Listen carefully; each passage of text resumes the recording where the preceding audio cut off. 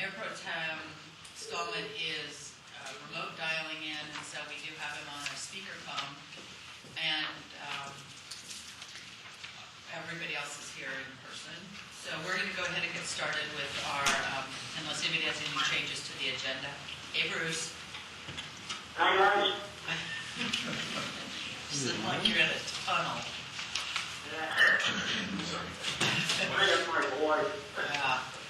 Okay, so we're going to start with the community survey follow-up discussion.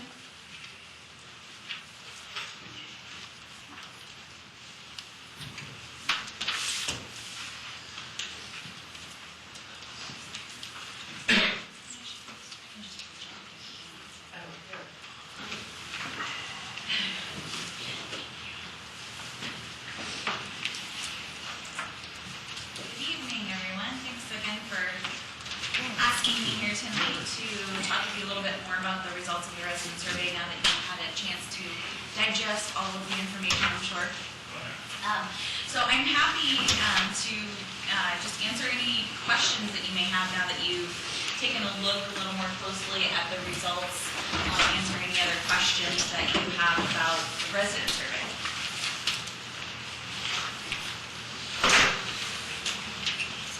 Questions? Eddie? I'm just a comment. Yes. I'm holding it here. So I did receive myself the law scores before they were adjusted. And that was really very interesting to me because a lot of the scores were not that different, or the percentages were not that different from what was adjusted, and then some were way different. And so that is a bit of a concern to me, the normalizing of the data that was given. And I had some concerns, I guess, about the number of total responses. I think it says 21 surveys, and the highest score also was actually anything.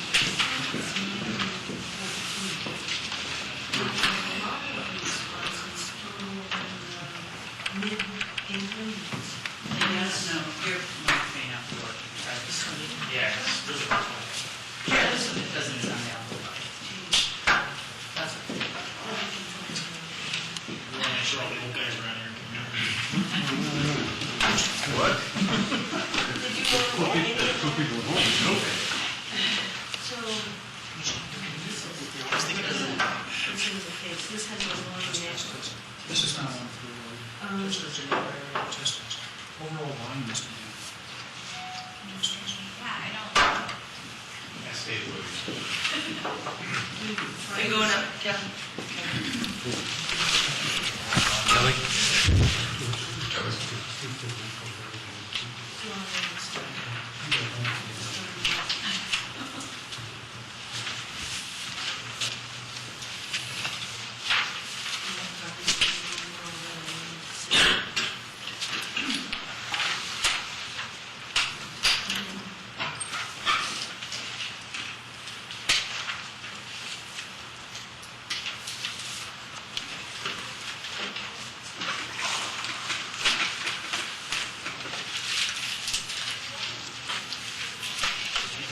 I feel lonely without my attorney tonight.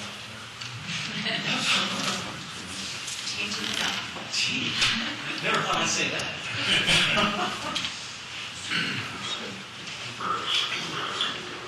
There's not a lot going on, or you guys are awful conservative.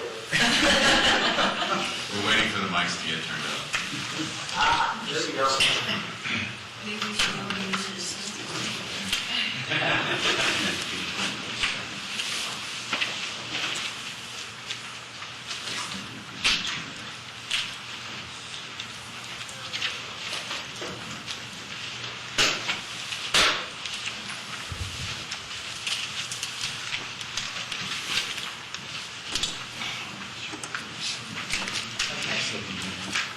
We'll go ahead and keep going. He's going to work on the things. So just talk about it.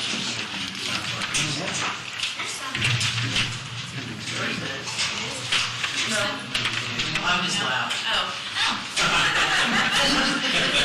That's a benefit. Sometimes.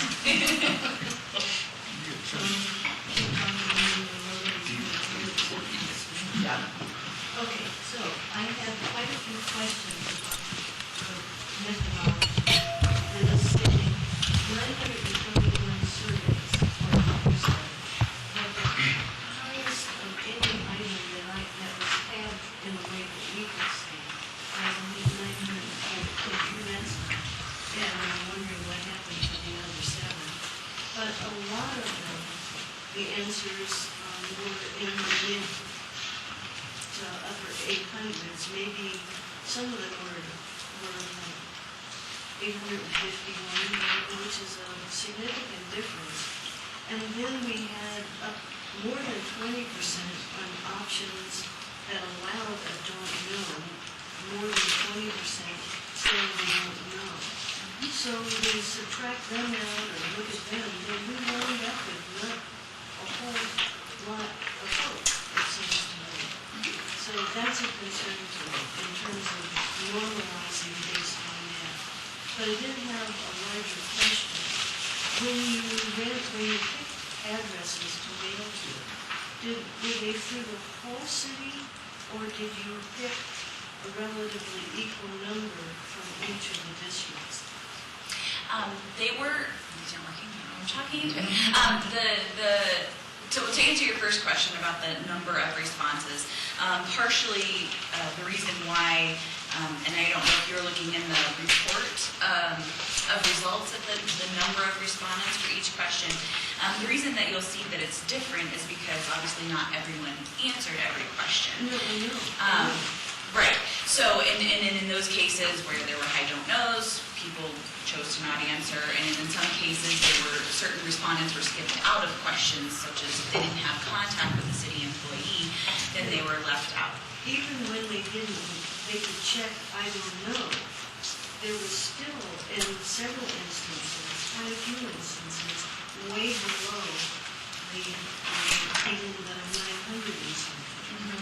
That's because people would skip the question entirely. They didn't provide a rating, even don't know. And so that to me is really important, because I understand the confidence level is going down when the answering is going down, when you don't have this big of a piece. So I think that quite a few places we're looking at probably a plus or minus range totaling 20, 10 above, 10 below, point spread, pretty wide point spread. It would actually have to be a very small number of respondents for the margin of error to be that high. Not if we're dealing with the subgroups, and some of them are different with the subgroups. In the cross tabulations of the responses? Sure. So when they get, roughly, if there's 100 respondents, that's a margin of error plus or minus 10 percentage points. So if there are fewer than 100, that number increases somewhat. If there are 50, I believe the margin of error is 14 percentage points. So absolutely, that's something to consider. The good thing about the cross tabulations is that we use our statistical software, SPSS, to delineate where there is statistically significant differences between responses, and it takes into consideration the fact that one cell or one subgroup has a smaller n than another subgroup. So it does take into consideration those smaller n's as you're looking at comparisons among those subgroups. So but my larger issue, and this is not anything responsible with you, is what we really can seriously infer based on quite a few of the things that are in here. Sure. I mean, it's a huge caution in my view. And then you might know the answer to this that maybe was made, but just a question, for example, about the buses, asking about bus service. What does ease of use mean? That's a great question. It's one we get asked a lot. How people interpret these questions varies. you know, I'm we don't. wondering what you intended for it to mean. We intend for it to mean however respondents interpret it. So, you know, people can interpret it differently. My interpretation of ease of use means that it's, you know, multiple things. It's accessible. Ha! You can hear me now. It's accessible, that, you know, I can understand the schedule and get on the bus and know where to go, that kind of thing. So it can be multiple things that play into it, but obviously that differs for respondents. You know, this is a perception survey, and it could be either you had that experience or, you know, my neighbor had this experience with the bus, and I'm going to give it a negative rating because it was not a good experience, but I didn't personally have experience with it. So what each question means to each person can vary, but we know that when they gave that rating, that's what they were thinking about, certain things they were thinking about, and they gave a rating of excellent or good or fair to each item. So I don't know what respondents think when they look at that item because it can vary across all of them. Which isn't very helpful to us then.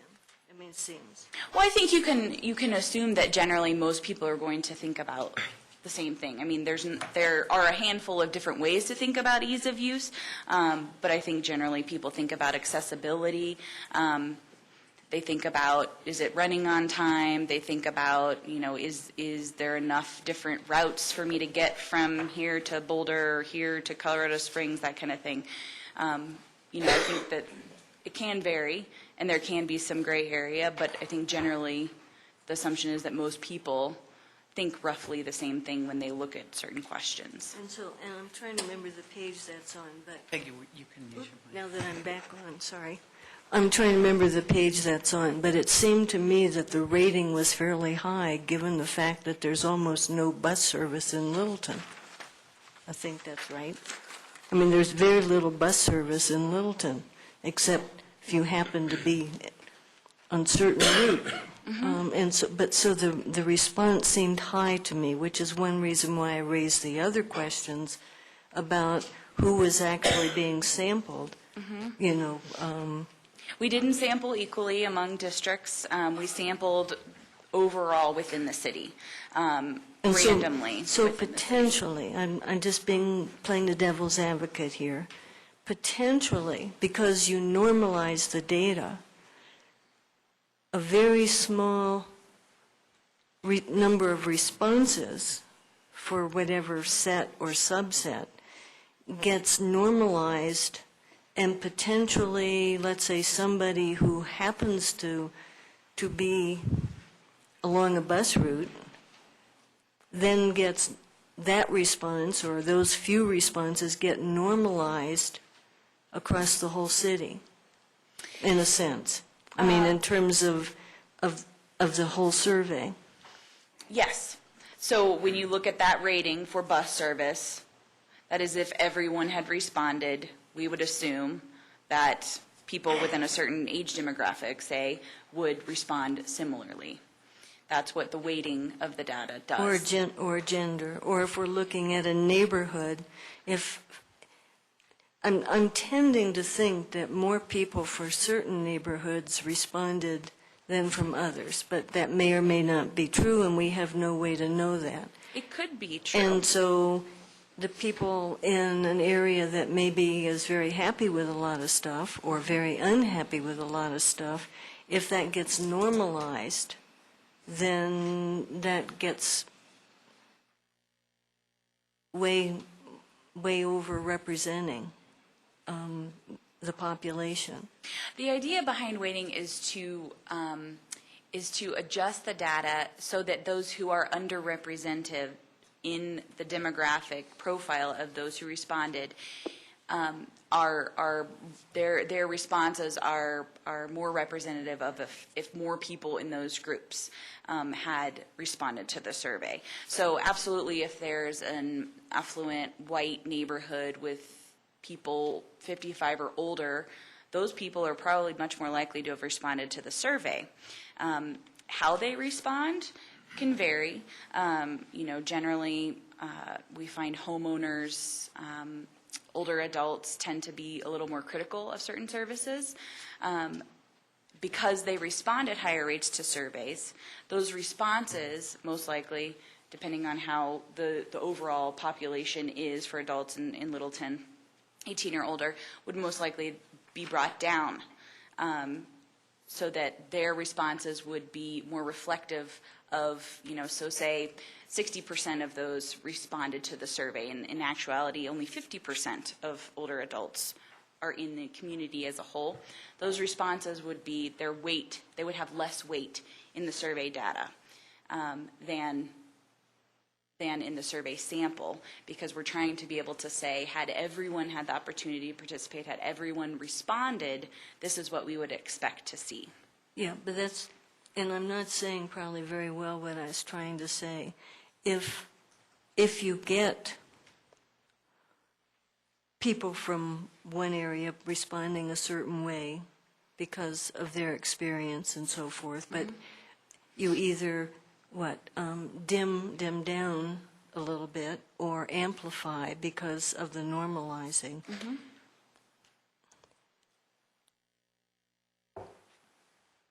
You may not be finding out really what people in another part of the town who maybe didn't even get asked to survey or just refused to answer or whatever. It doesn't seem to me a very solid way of doing it. I found the raw data much more interesting to me than the normalized. But several places I went through and I wrote down the side-by-side numbers so I could see some went up, some went down, and I appreciated that. But it seems to me, because we didn't try to get representative numbers from each of our main districts, our 4 districts, that we can't so well work with this. Anyway, that's me. Somebody else should speak. Thank you. Bruce? Oh.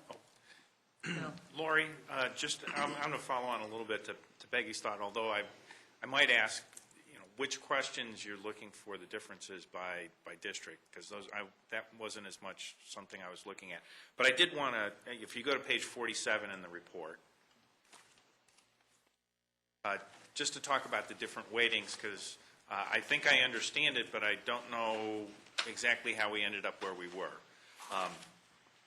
The table 1 that's on page 47 talks about the survey weighting, and that's how you are essentially taking the responses and building them up to be representative of the city. I think I'm looking at the wrong page. Okay. You're looking at the weighting table? Yes. Okay.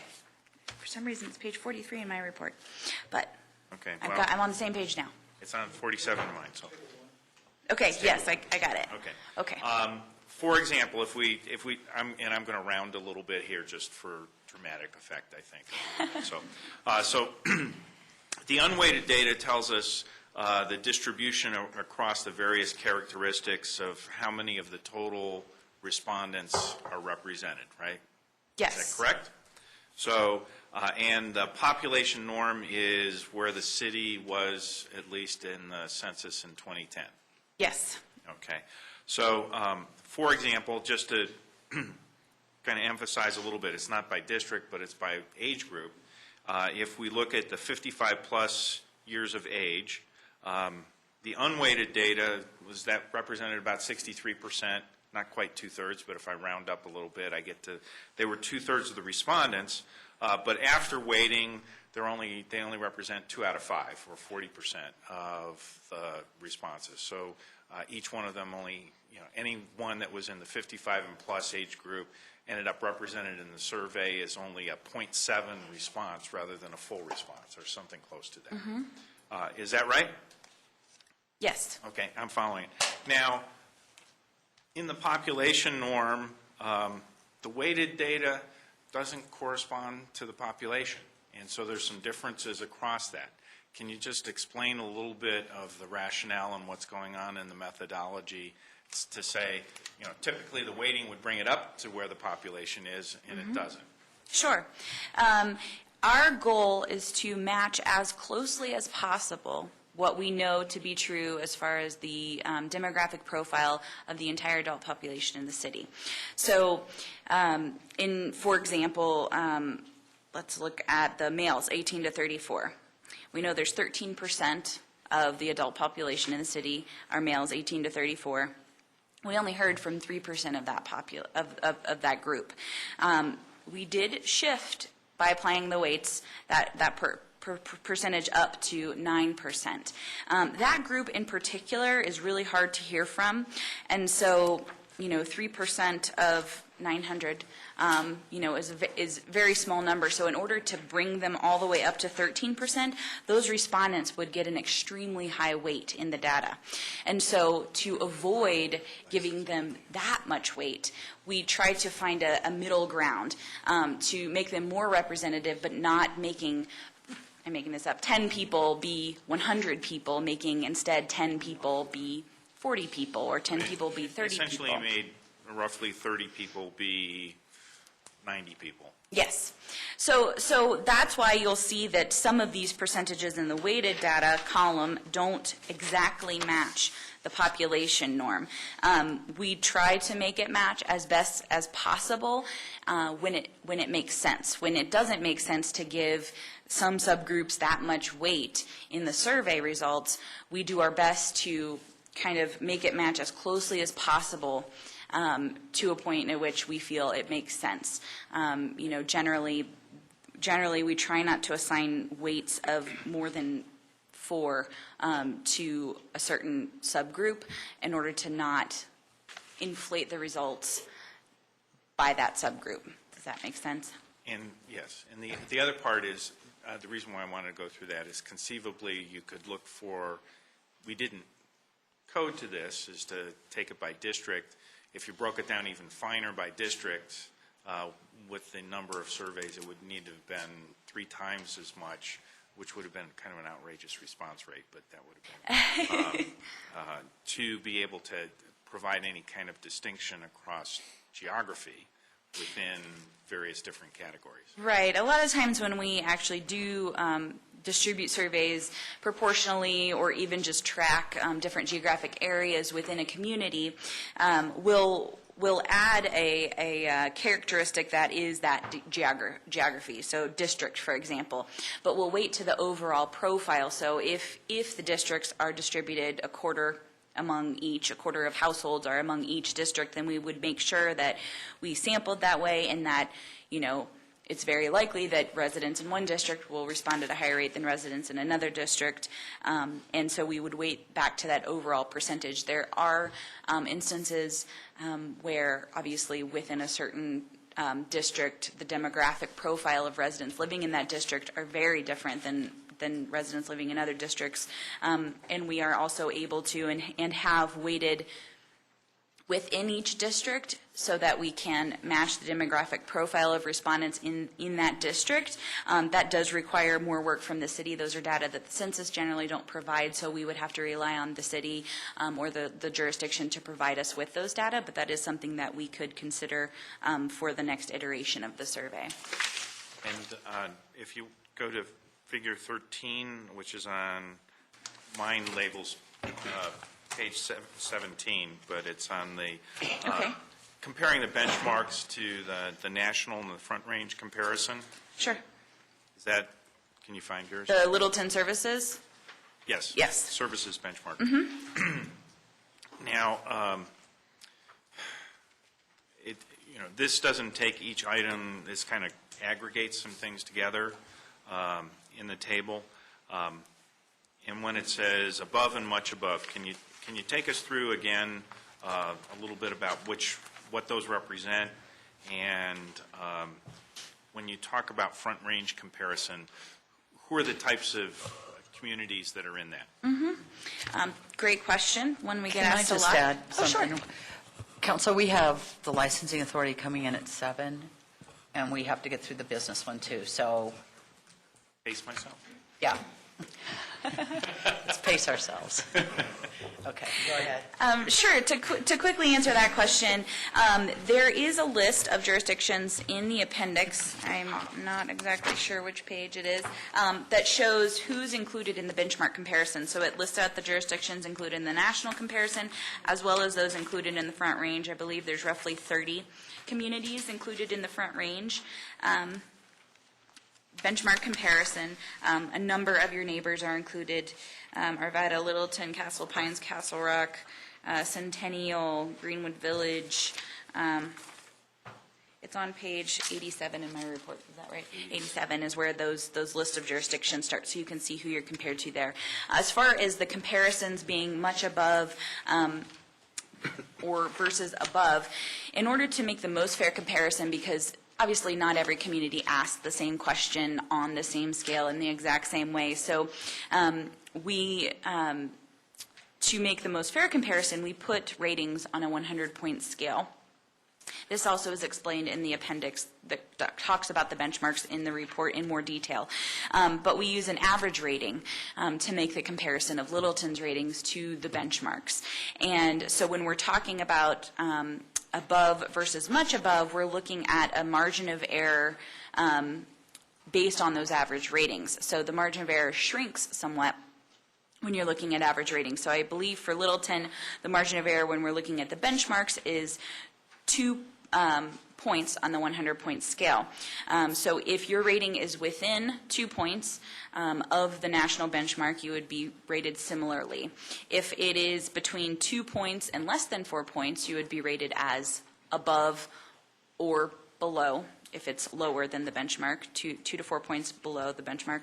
And to be considered much above or much below, it's more than 4 points. 4 points or more, where you would be considered much above the benchmark for both the nation and the Front Range. Bruce? I just want to draw attention to page 45, if I could, for a moment. I think there's a reason why statistics courses are the ones most difficult for anybody taking business administration or trying to be demonstrated. This is really the hardest stuff to grasp for somebody who's not. And I do want to comment that I think an extraordinary effort was made on the part of the city and you all to get response. We're talking about the minimal responses and then the rating of certain groups. But page 45 goes through a description of what you did to get the responses that you got. And there were 3 efforts made. Originally, you found 3,000 appropriate names with some attempts to do it random but measured basis throughout the city. You then sent a postcard out to verify that those addresses were real and people lived there and that they were appropriate to respond, they were actually there. So you did a verification. Then you sent them a survey with a self-addressed stamped envelope. And then for the ones who failed to respond, you sent them another survey, again with a self-addressed stamped envelope, and still got about a third of them to respond. And then we find out that's right in the national average. But I think that was a tremendous effort made by the folks here to try to have this survey have meaning. And we can't help what the demographics are, but we can help what the response rates are, and I think a great effort was made to do that. Great point, thank you. Along with press releases, and it was in the Littleton report as well, so. And comment was made, press releases in the Littleton report, and it was talked about at some of the other meetings. It's really hard, and maybe the recent presidential whole effort in the voting, it's hard to poll and make determinations and make decisions and all based on limited amounts of information. And really, the attempt at the very beginning to keep from having a limited amount, we wanted to get as much as we could from as many as we could. We really didn't spare the expense on that part of it. And a typical national survey that we're seeing on the, like the presidential polls, they're making that up for somewhere between 600 and 1,000 responses for a national sample. Thank you. Definitely a good point. Okay, why don't we move to the business survey? Sure.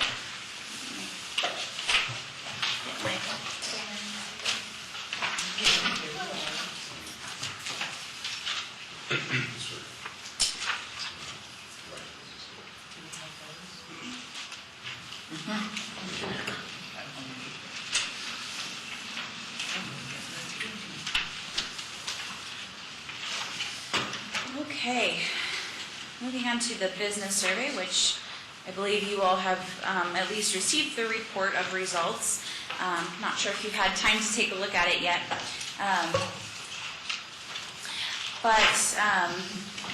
We're again very happy to have had the opportunity to work with the city. We appreciate being selected to conduct both the resident survey and the business survey for the city of Littleton. And these surveys, as with the resident survey, are a unique window into Littleton's performance. Again, this presentation is just a summary of the data that can be found in the full report. Again, 60-some pages of data there. So I'm going to cover the highlights of the data, but definitely feel free to see the full report for all the details, and I'll be happy to answer any questions as I go along. These survey results can also be used to measure performance, set council goals, and used in strategic planning. This is the first business survey, I believe, in the community, at least in a few decades. So you're taking the pulse of businesses to set a baseline for future survey administrations to see how the city is doing and how businesses and business owners feel that you're performing. The city's Economic Development Department provided National Research Center with a list of just over 2,000 businesses. We geocoded all of those addresses to ensure that the businesses fell within the city limits of Littleton. And then we randomly selected 1,000 businesses who then received 3 contacts via mail. They were sent a postcard, 1 week later a letter, and another week later a reminder postcard. Each of those mailings included a link where the survey could be completed online. This was an online-only survey. However, we did get a few requests from businesses for a printed version if they didn't have internet access or the ability to complete it online. So we did send out, I believe, 3 mailed surveys. And we heard back from 2 of those people. We heard from a total of 174 businesses, which was a response rate of 19%, which is a pretty average response rate for what we've seen. Typically, actually, it's a little on the higher end. I think we've seen upwards of 25%, but generally it's closer to 10%. So this is a pretty good response. Again, I know the city made efforts to communicate with businesses about the survey, so the publicity definitely helps. Yes? We also had that mailing snag in there. Yes, the first mailing. That proves that number's even stronger. Yes, the first mailing had a little error in the labeling of the business. The addresses that were selected were correct, but the business name got off in the spreadsheet. So we did correct that. We sent it out a correction postcard. So they actually did receive 4 contacts, each business with the link to the survey. The margin of error for that entire 174 respondents is plus or minus 7 percentage points for the overall response. And we also compared results by different business characteristics, the number of years in business as well as annual revenue, as well as ratings of the relationship between the business community and the city. We asked a number of questions about quality of life in the community, giving business owners and managers the opportunity to provide their opinions on various aspects of the community broadly.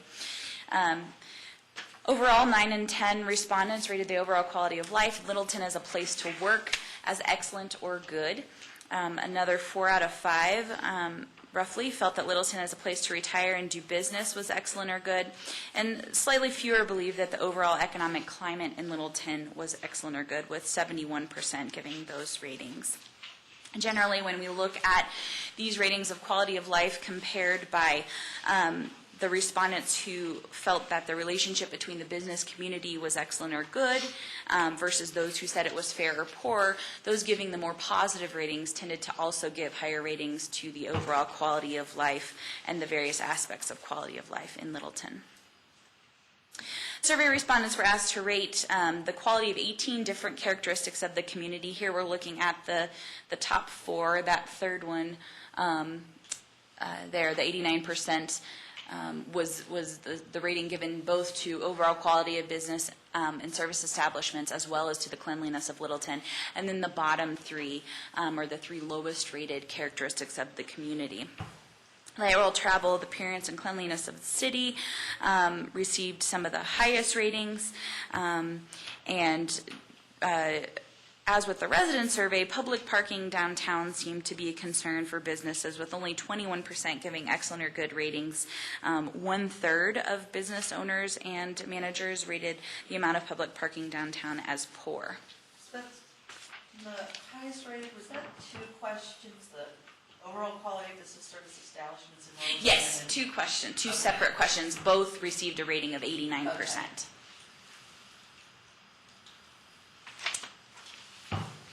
When asked to evaluate the number of types of businesses, entertainment, and restaurants, respondents generally felt that there was the right amount in the city, although we did see about half of respondents indicating that there could be more farmers markets as well as entertainment venues in the city, with roughly half saying that there were not enough of those.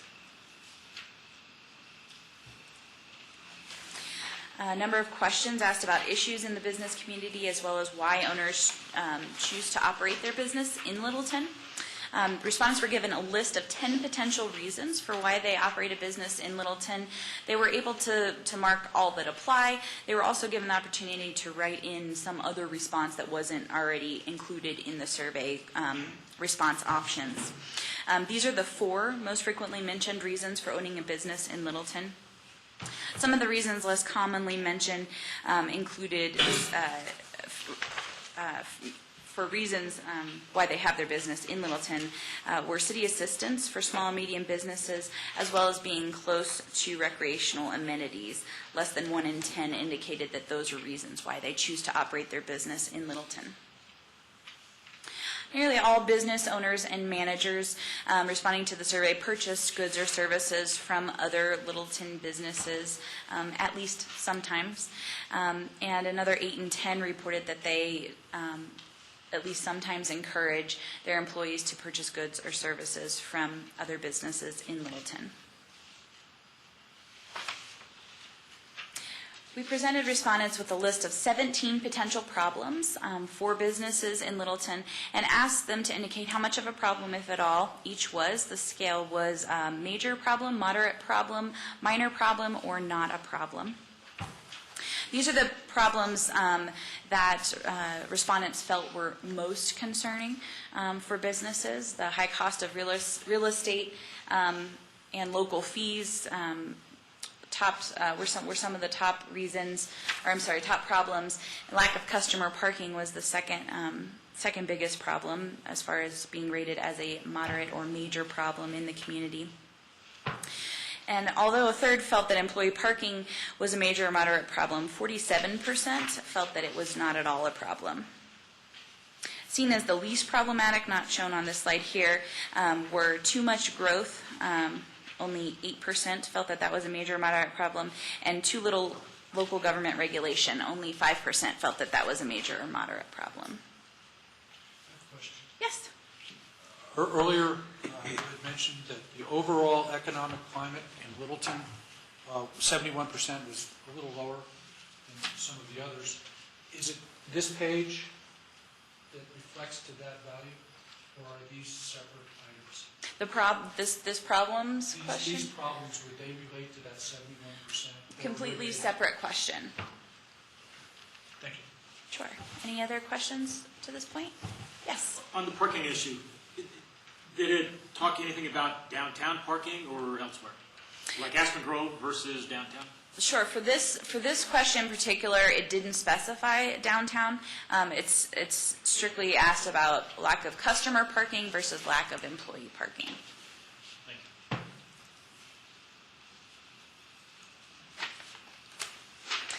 you. We also provided a list of 12 potential challenges and asked business owners and managers to select the 3 that they felt were the biggest challenges they face running a business in Littleton. These are the challenges that were most frequently selected as one of the 3 biggest challenges facing Littleton businesses, mainly relating to operating costs, parking, and competition, both with the internet and with other Denver and Front Range communities. Lori? Yes. Unlike the resident survey, do we have any benchmarks to compare this with? We don't have benchmarks for the business survey. I think you are above most communities in the fact that you want to hear from your businesses. We don't conduct a high number of business surveys. We have more recently. I think communities are seeing that the business community is a very important part. They want to get feedback. Cities interact with them on a daily basis, probably more so than residents. So we are getting more and more communities that are surveying businesses, but at this point we don't yet provide benchmarks for that. We also wanted to know about perceptions of city government performance as well as city employee interactions. 9 aspects of government performance were measured. Overall, at least 6 and 10 rated each aspect as excellent or good. These are the 3 most favorable ratings and the 3 that were given less favorable ratings. Most, 75% of respondents felt that the overall direction the city is taking is excellent or good. And while the relationship between the business community and local government, about 6 and 10 felt that was excellent or good, about 1 in 5 felt that relationship was poor. And generally, as you may expect, businesses who were more likely to give excellent or good ratings to that relationship between the business community also were more likely to give higher ratings to each of these aspects of government performance than were those who felt that the relationship was fair or poor. 6 and 10 respondents indicated that they had contact with city employee in the 12 months prior to the survey. And those who had contact reported most frequently communicating with the Community Development Department, the Police Department, and the Finance Department.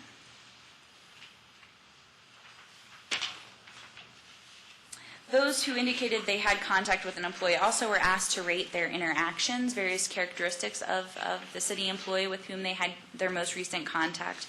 And more than 4 and 5 rated their interactions as excellent or good, with their overall impression of city employees, roughly 8 and 10 felt that was excellent or good. Lastly, the survey gauged perspectives on a number of potential projects and initiatives that would potentially be provided by the city. We first asked about 14 different potential projects and the extent to which respondents would support or oppose each. These are the highest rated, or the ones that were receiving the most support. And generally, 7 and 10 or more respondents supported 12 of the 14 different initiatives. Here we're looking at the 6 most supported activities. The least supported dealt with allowing increased building heights in residential development to accommodate more housing units. Only 4 and 10 supported that initiative, as well as increasing development fees to help rebuild the city's infrastructure. Again, another 4 and 10 supported each of those items.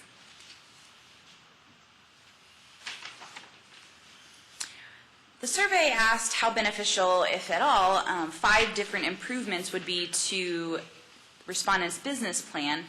At least 2/3 of business owners felt that each would be at least somewhat beneficial. Physical improvements to city properties, city-owned properties, was viewed as the most beneficial to their business plan, while financial assistance was seen as relatively less beneficial compared to the other 4 activities. Those who had been in business for 10 years or more were less likely to feel that city-financed marketing and promotion would be beneficial to their business plan.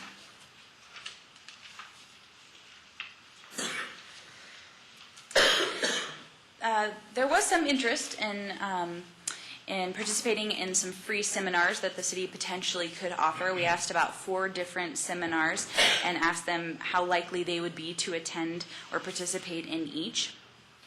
Generally, effective marketing on the internet seemed to gain the most interest, while the effect of personality types on businesses seemed to be somewhat less interesting to respondents, with 59% saying that they would not at all be likely to participate in that free seminar.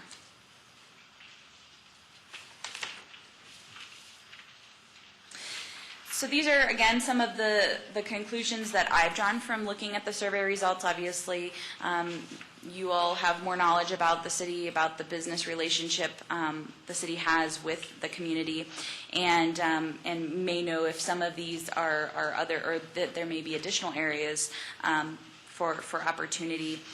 Generally, some of the highlights were that businesses and business owners feel that they have a high quality of life, and they appreciate the characteristics of the community. They also give high ratings to their interactions with city employees, and are appreciative of the overall direction the city is taking.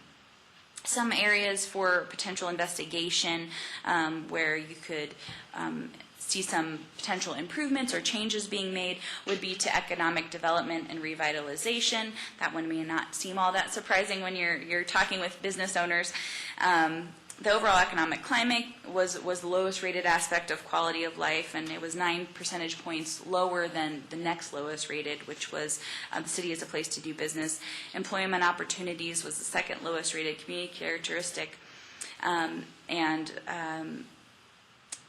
some of the challenges for running a business in Littleton, 30% cited inadequate sales, so potentially some revitalization and development in those areas could increase sales. Parking downtown also seemed to be somewhat of a common theme and mirrored in the resident survey results. The amount of public parking downtown was the lowest rated community characteristic, with 1/3 saying that it was poor. And lack of customer parking was deemed the second biggest problem for Littleton businesses, with 41% feeling that it was a major or moderate problem. And that's all I have for you, so I'm happy to answer questions. Yes? I got a lot of, I thought, more valuable information when I looked at the percentages as well as the raw numbers of people who responded to each of the questions. You ask in a lot of those cases, don't know. To me, though, if it also had a category for not applicable, because those are very different, could get you very different answers. And that could be one of the reasons why not everybody responded to certain questions on the survey, is because it absolutely did not apply to them, and they didn't know how to answer it. Because they didn't want to answer don't know, because it didn't apply. And so having a not applicable category in there might have given us a little more information, perhaps. Sometimes I wonder how people answer a question. The question that came about of city-owned properties needing to be upgraded, improved.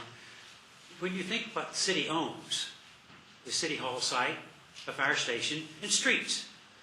They don't know whether a park is owned by us or by the Park and Recreation District. So when they answer that question, you don't know what's in their mind as to what they are evaluating that needs to be improved, because there's so little that the city actually owns in this city. So and I don't know how you ever find that out, unless you go to a lengthy explanation of what the city owns. But that's just an example. There are lots of questions in there that come up that same way. That's a great point, and definitely we don't know. I think someone mentioned last time we could do focus groups to find out what are people thinking about, if it's an area of concern for council, to say, okay, well, we got low ratings, or you think that the city-owned properties need to be updated in order to, help your business. What are you thinking about when you think of those city-owned properties? Are there ones in particular? Oh, well, that's not a property owned by the city. Those kinds of things. That's a very good point, though. Yes.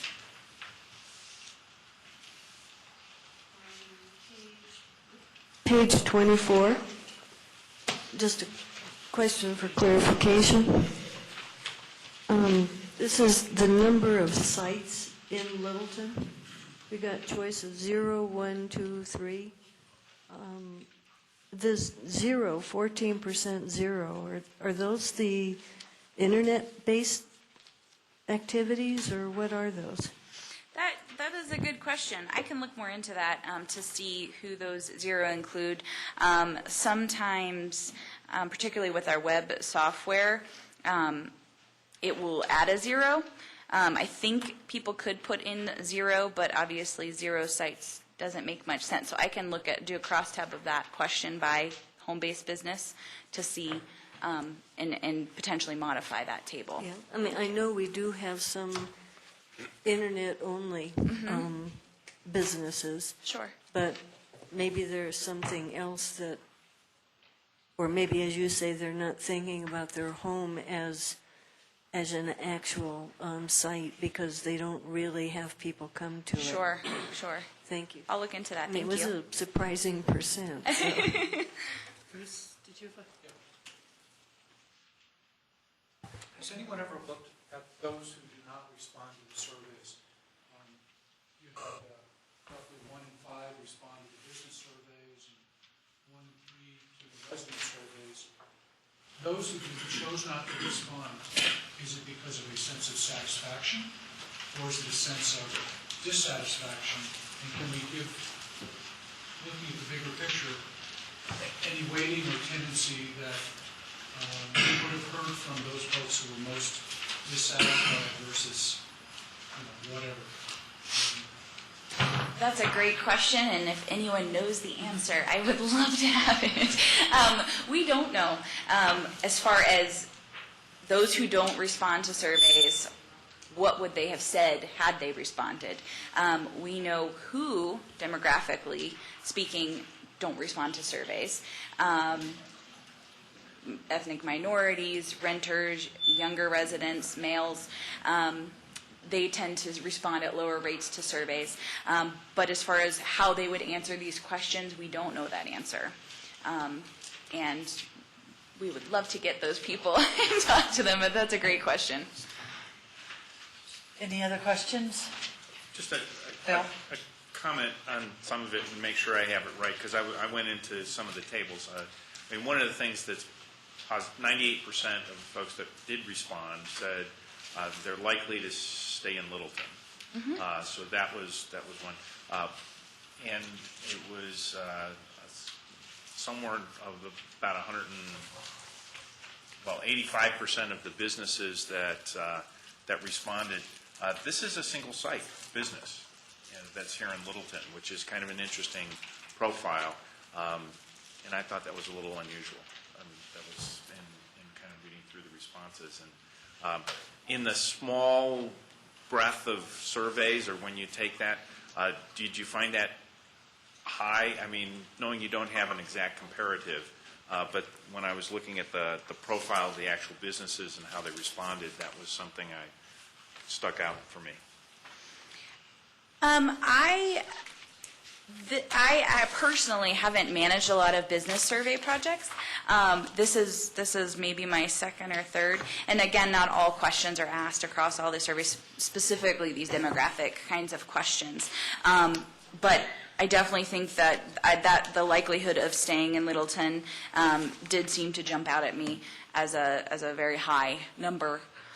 Which is great for the city. So it does mean that you're doing something right if people want to continue running their business here. Any other questions? Thank you so much. Appreciate it. Thank you. Okay, Council, we will take a 5-minute break and then come back at 7 for the meeting with the licensing authority. Bruce, do you want to hold or do you want me to call you back? Do you have any questions? Is he still there? I'll deny. Okay. Right.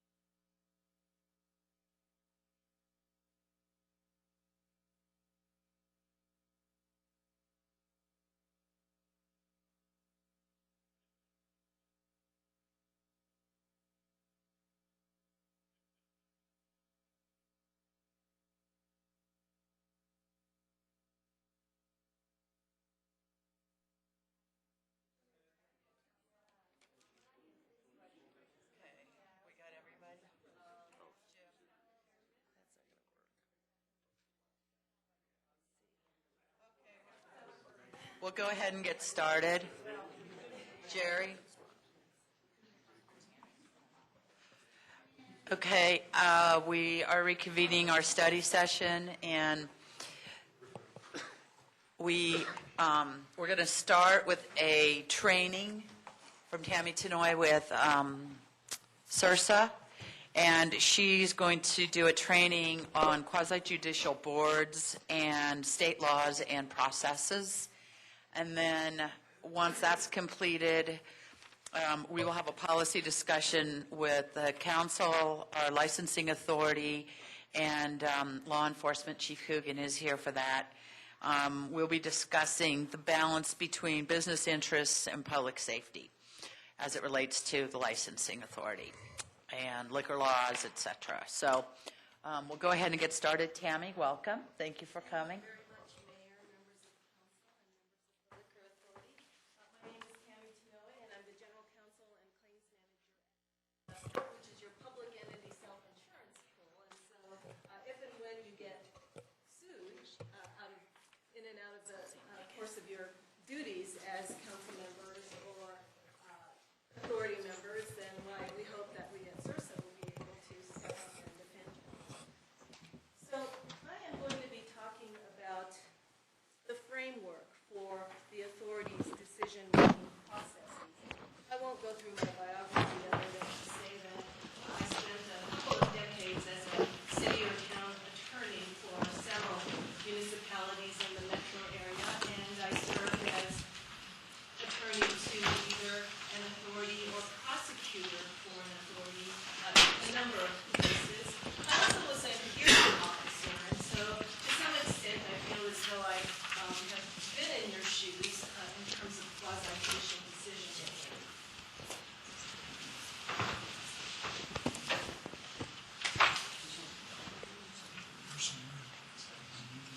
Bruce, you there? Yep, I'm here. Okay. We're miking Tammy, so it'll be just a second. Okay, no worries. I've got it on mute. It takes me a second to get it back on speaker. So can you hear me okay? Am I speaking too Yeah, I loudly, can. not loudly? Okay, very good. So just by way of introduction in terms of the authority's responsibilities, I've been thinking a lot about the oath of office that public officials take and what it means, what it really means and what it embodies. I think it embodies a lot more than just a ritual that you undergo before you take office for the first time.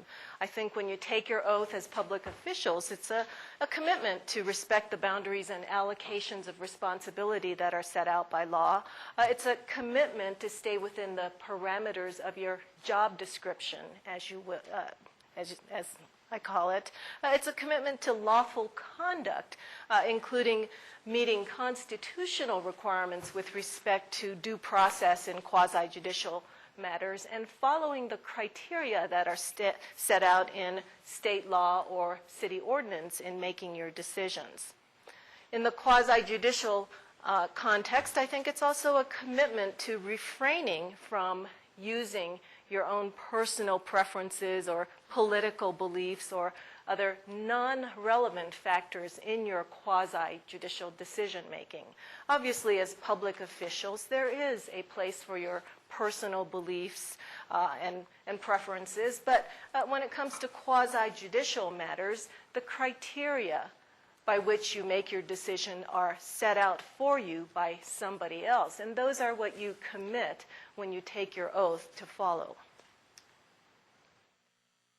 I've been thinking about the Liquor Licensing Authority and its special status as decision makers when you compare yourselves to other boards and commissions. In contrast to other advisory type boards and commissions, your functions are mostly quasi-judicial in nature, and you are in fact the final authority for the city on those quasi-judicial matters. Your decisions are not recommendations, they're final. It's the final thing that the city says when it comes to those matters that are within your jurisdiction.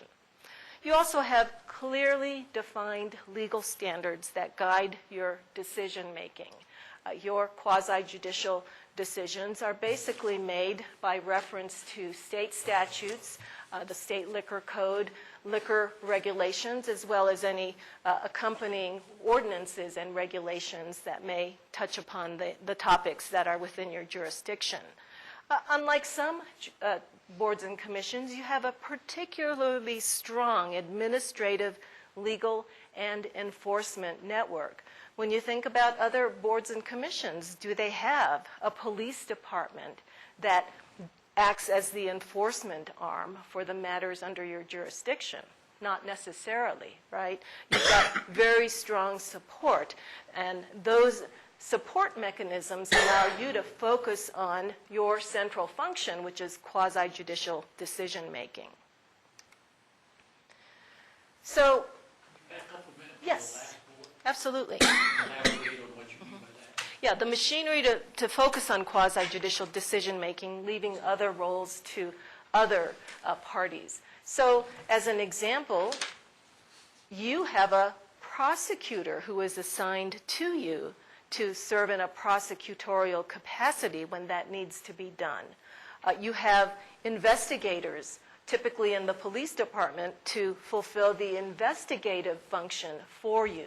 And so you don't have to delve into the investigative role or the prosecutorial role or the enforcement role because you've got mechanisms in place to do that for you. I'm glad you asked me to go back a little bit on that.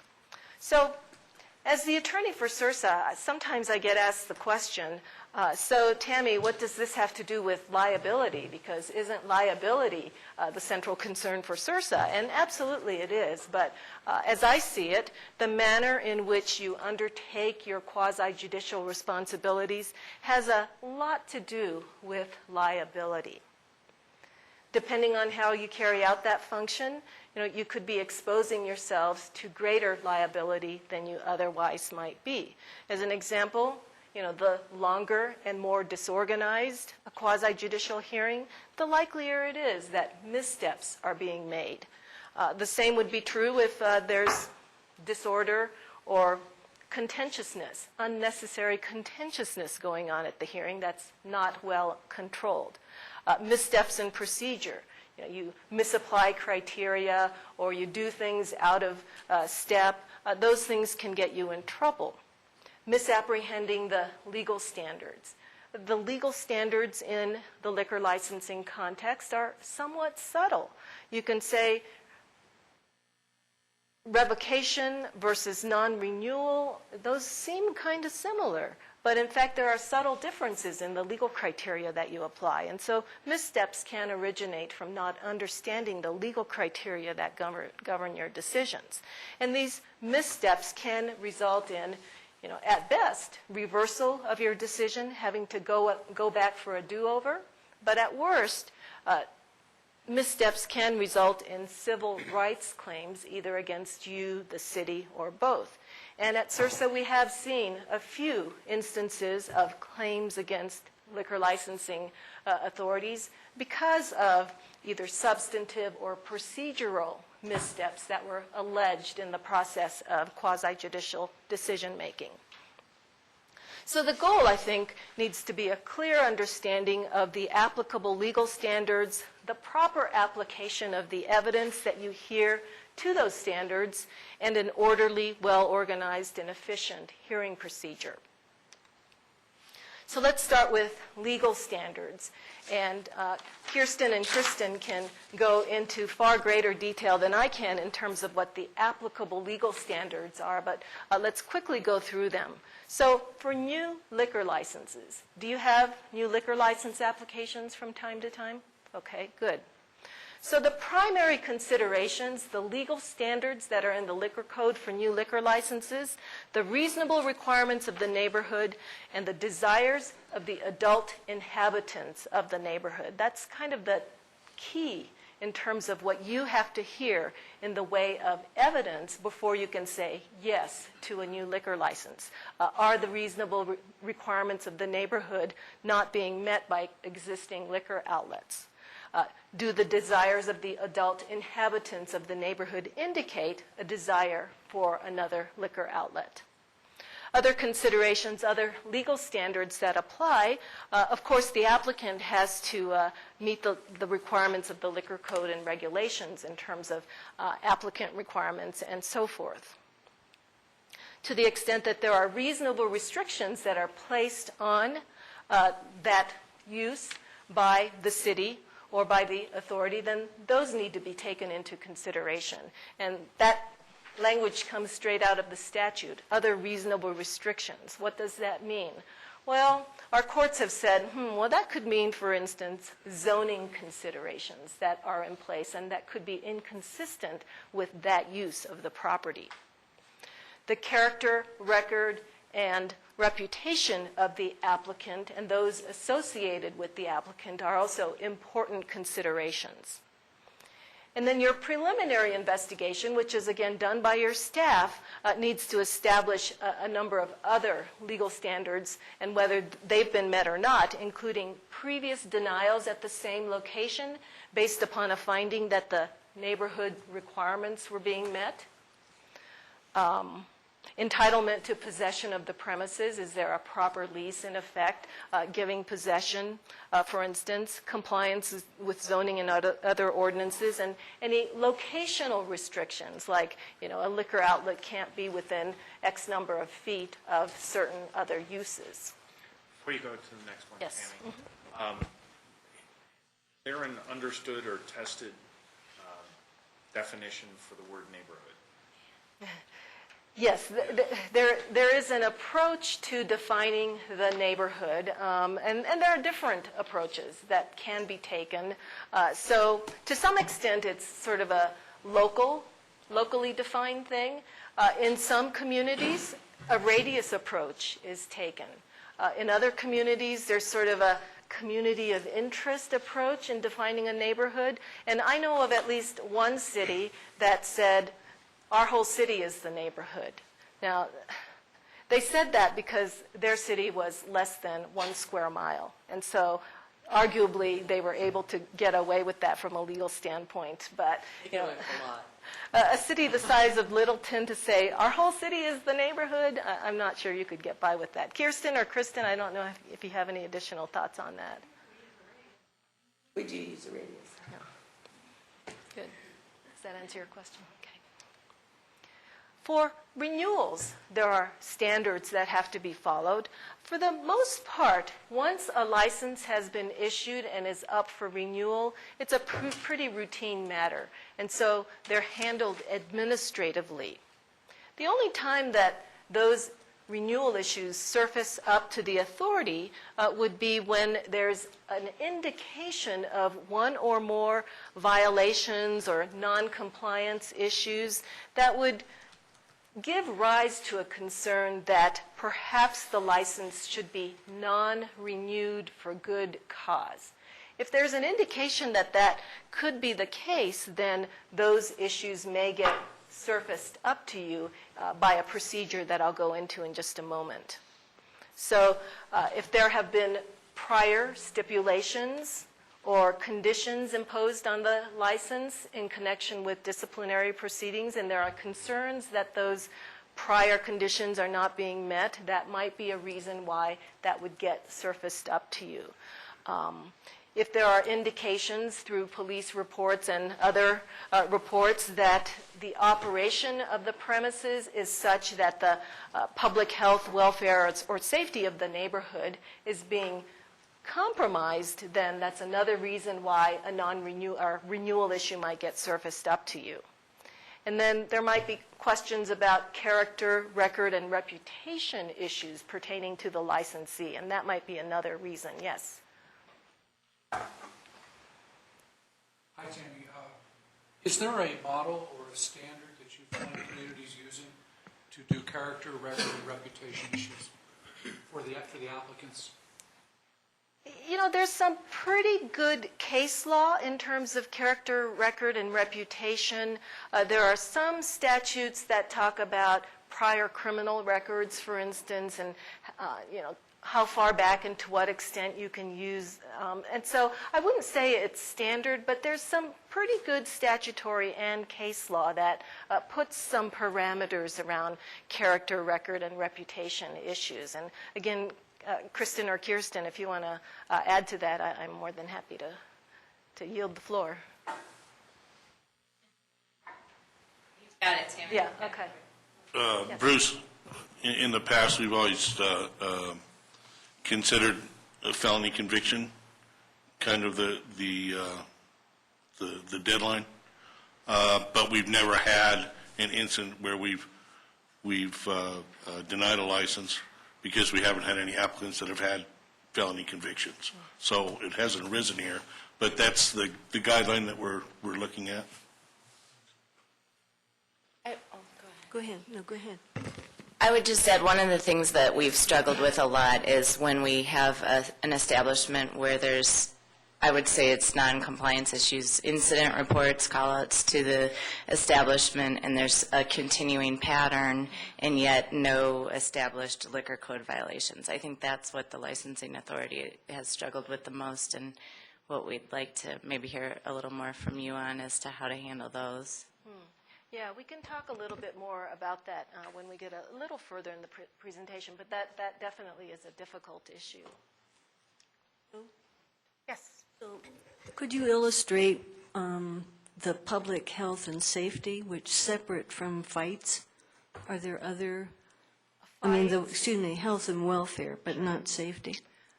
Fights are, of course, the classic bar fights or fights outside bars, but I've seen cases involving alleged selling of drugs on or near the premises, any kind of unsavory activity that's criminal or, affects the neighborhood adversely, I think could be considered public health, welfare, or safety of the neighborhood.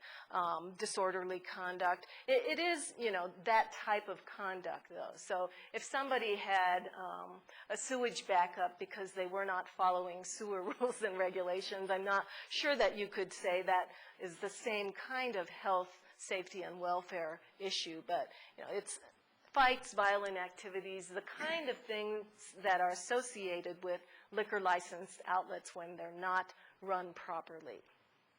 And I still wish you'd try maybe a little more to help me with that. Yeah. I certainly see the welfare and safety piece in what you're talking about, but I'm finding it hard to wrap my head around health, unless maybe there's some kind of ongoing pollution or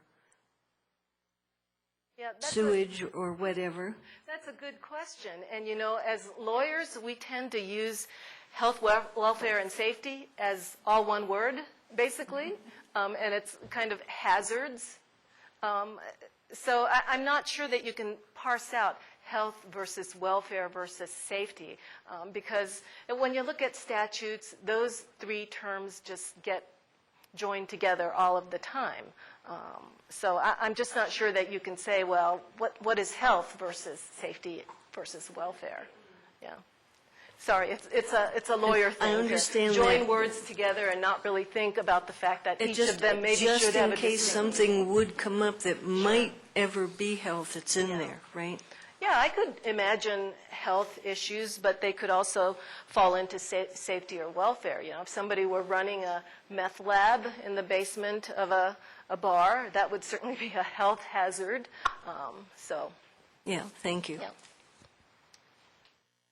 So for suspensions and revocations, basically the statute says that a showing must be made that the licensee or its agents, its employees, or its servants have violated the liquor code or regulations or any of the terms, conditions, or provisions of the license. So those are the standards for suspensions and revocations. Sometimes the question arises then, well, what is the difference between the standard for non-renewal versus the standard for suspension or revocation? Are they basically identical? Well, not really.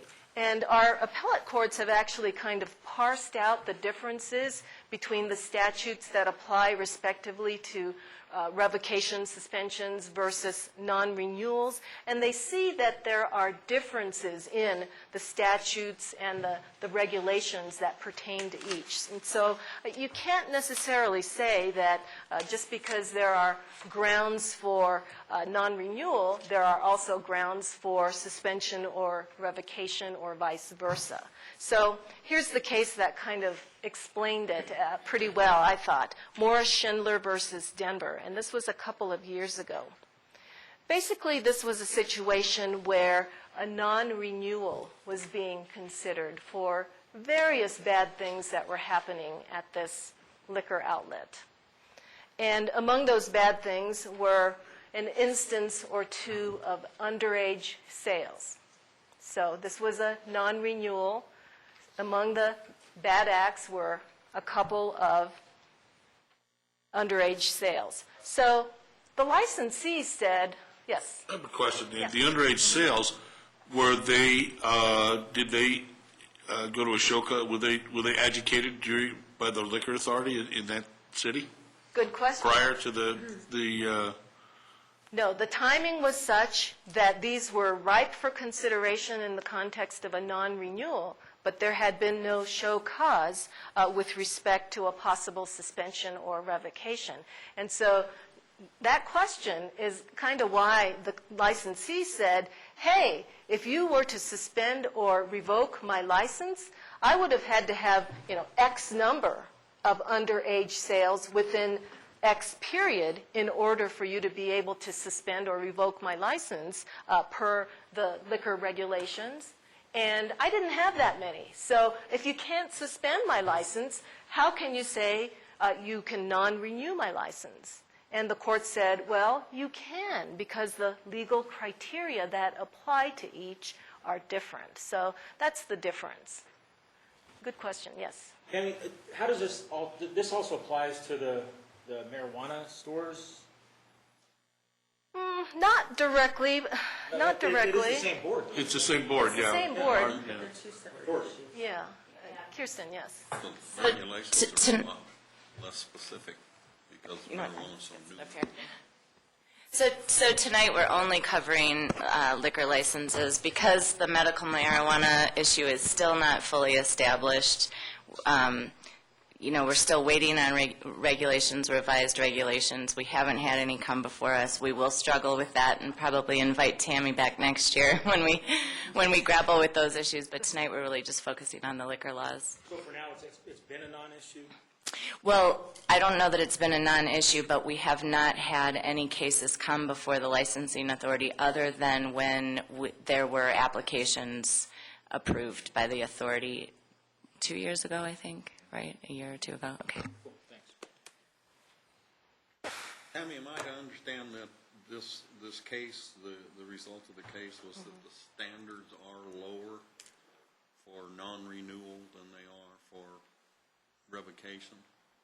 In that specific instance, it was indeed lower. You didn't have to have a certain number within a certain time frame. Overall, I'm not saying that it's lower, but I think the courts do say that you don't have the same property interest in renewal that you do to hang on lawfully to a license. So in that sense, I think, it may be a little bit more liberal in terms of non-renewal than it is for suspension or revocation. But, to say that it's easier, I guess I don't want to go there because due process is required for each, and legal standards and evidentiary issues are pretty similar for each, although not the same. And one other thing, you mentioned that in the non-renewal thing, that the licensee said, well, I didn't have so many cases of selling underage. But now each case is different. If you sell it underage and they get caught by the police before any damage, but as opposed to if you sell to an underage person and they go out and crash the car and kill 5 people, that's a different type of a scenario. So the number of incidences opposed to the seriousness of the incident should have different weights. I'm not sure that the licensing laws recognize that weight in the sense that it's an offense either way, whether there's a bad consequence arising out of it or not. So, yeah. Fair to say that they mainly look at something. How have you handled those rules, and how have you handled those violations? And the trend tends to be that they are handled kind of differently. And that's really what the court's looking at is how have you handled 5, 10, 15 of them, if you will, and then all of a sudden you take this guy up, and that's what they look for, something, a spike, if you will. And certainly licensees do that. Your disciplinary actions are reported, and so they have a general sense of what's pretty consistent with past practice, and so if they suddenly see a spike, they're going to be like, why'd you treat us differently? So, consistency, I think, to some extent is a virtue insofar as similar circumstances are concerned. So let's posit this scenario, that there's a bar in operation, and one evening a couple of young guys just happen to be walking past the bar, and they suddenly have a, big fight, and fisticuffs break out between them. Somebody peeks their head out of the bar, calls the police, and the police say, hey, a bar fight. Should the liquor licensee be charged with rowdy conduct at or near the premises? We had that, something similar to that a couple of months ago. Yeah. So. The answer is no, there's no liquor violation. Yeah, and that kind of goes to the other issue that was discussed in this Morris-Schindler case. And in this case, what happened is, I guess there was some rowdy behavior at this place, and so the police targeted it to do an undercover drug buy. So, you can say maybe it was a bit of a setup, but then they included that within the grounds for non-renewal. Hey, an undercover drug buy took place. But did the licensee know about it or permit it? No, in that case, there wasn't any indication that that particular incident was known to or permitted by the licensee. And so the court established this concept that you can't just have something happen, nearby to or incidentally or, without knowledge or control by the licensee. There's got to be some actual or constructive knowledge on the part of the licensee or the licensee's, personnel in order for it to bounce back and harm the licensee's license. Yes? I just want to go back to Earl's comment because it sort of illustrated the difference between the renewal standard and the revocation suspension standard. For revocation suspension, remember she listed that there needed to be a violation of the liquor code. But under the renewal standard, that disorderly conduct, you could have a lot of fights without any violations of the liquor code, and it could rise to the level of good cause for non-renewal. So. Yeah, good point. Yes. I think this issue is getting close to what is a challenge in our city. And it's the knowledge of the community that there's a lot happening around the bar. And the expectation that, why doesn't the city do something about it? The fact that police may have responded to some of those and realized that they were non-events. However, 2 police cars with the lights on were an event to the observer. In fact, there was no criminal behavior, no documentation was done. It creates this push and pull about what do the police document, where's their discretion to not document, and how do you relate that to the liquor board who's receiving other kinds of information about activities, and to the licensee who says, hey, none of that was mine. And I think that's the discussion maybe as you proceed down, we could talk a little bit more about. Bruce, there are no other types of information that we get. The only information we get is what comes to us in that room at that time, and mostly police reports and witness testimony. Tammy, well, on that note, do other municipalities do anything further in their code to define a pattern of disorderly conduct? Because my issue has been, we've had several renewals come up, and there are a lot of entries like you're describing. To me, no one from the community has showed up and said, I live next door and I'm bothered. So to me, I didn't see a reason, but I could see, if council were interested, some help in further providing a criteria beyond just a pattern of disorderly conduct, because quite frankly, I could see a pattern show up and none of it be because of the actions of the bar. And so yet the criteria I'm looking at as the licensing authority member puts me in a position where I have to decide whether it meets that criteria. So I was curious if anyone has further defined that. You know, it strikes me that I've seen definitions of pattern of disorderly conduct, and I'll have to go back through my materials, and if I have anything useful, I will be happy to share it with your attorney's office. And just, Tony, what we experience, though, is concerns expressed to us about the nature of that business based on those observations. So they don't go to you all, but they become part of the reputation, or the why aren't you doing something about kind of thing. So it still has a lot of dynamics going on that may not have actually come to the board. Yeah. But again, which I fully appreciate, but like you said, that's where we decide. And I have yet to see anyone. On the issues that I can remember where we're trying to decide a pattern of disorderly conduct, I have yet to see anyone from the community come in, except people who have come in support of an establishment. And so maybe if you're hearing that, let people know it's a public forum, because right now we're not hearing that, and I have to say, in my opinion, that certainly weighs in my decision. If I see no one from the community who's saying it's bothering me, then it's harder to come to a determination that we should take some action, I think.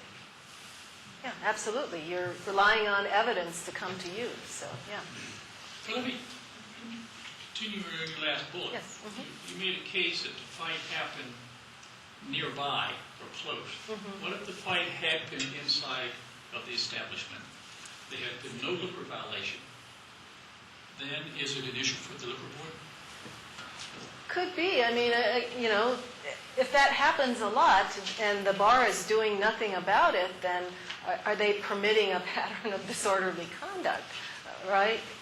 So my scenario is not a fair or likely scenario because the activity had nothing to do with the bar. But, if a lot of fights are breaking out in the bar, then it's hard for the bar to say, we knew nothing about it, right? The patrons are an issue, or maybe the number of drinks being served or overserved are an issue, or other issues are going on that could be managed but perhaps aren't. So one fight maybe, but again, if there are lots of fights, then I'd be looking to the management going, you're saying this is not your fault? So I don't know, Kirsten or Kristen? Have taken the same.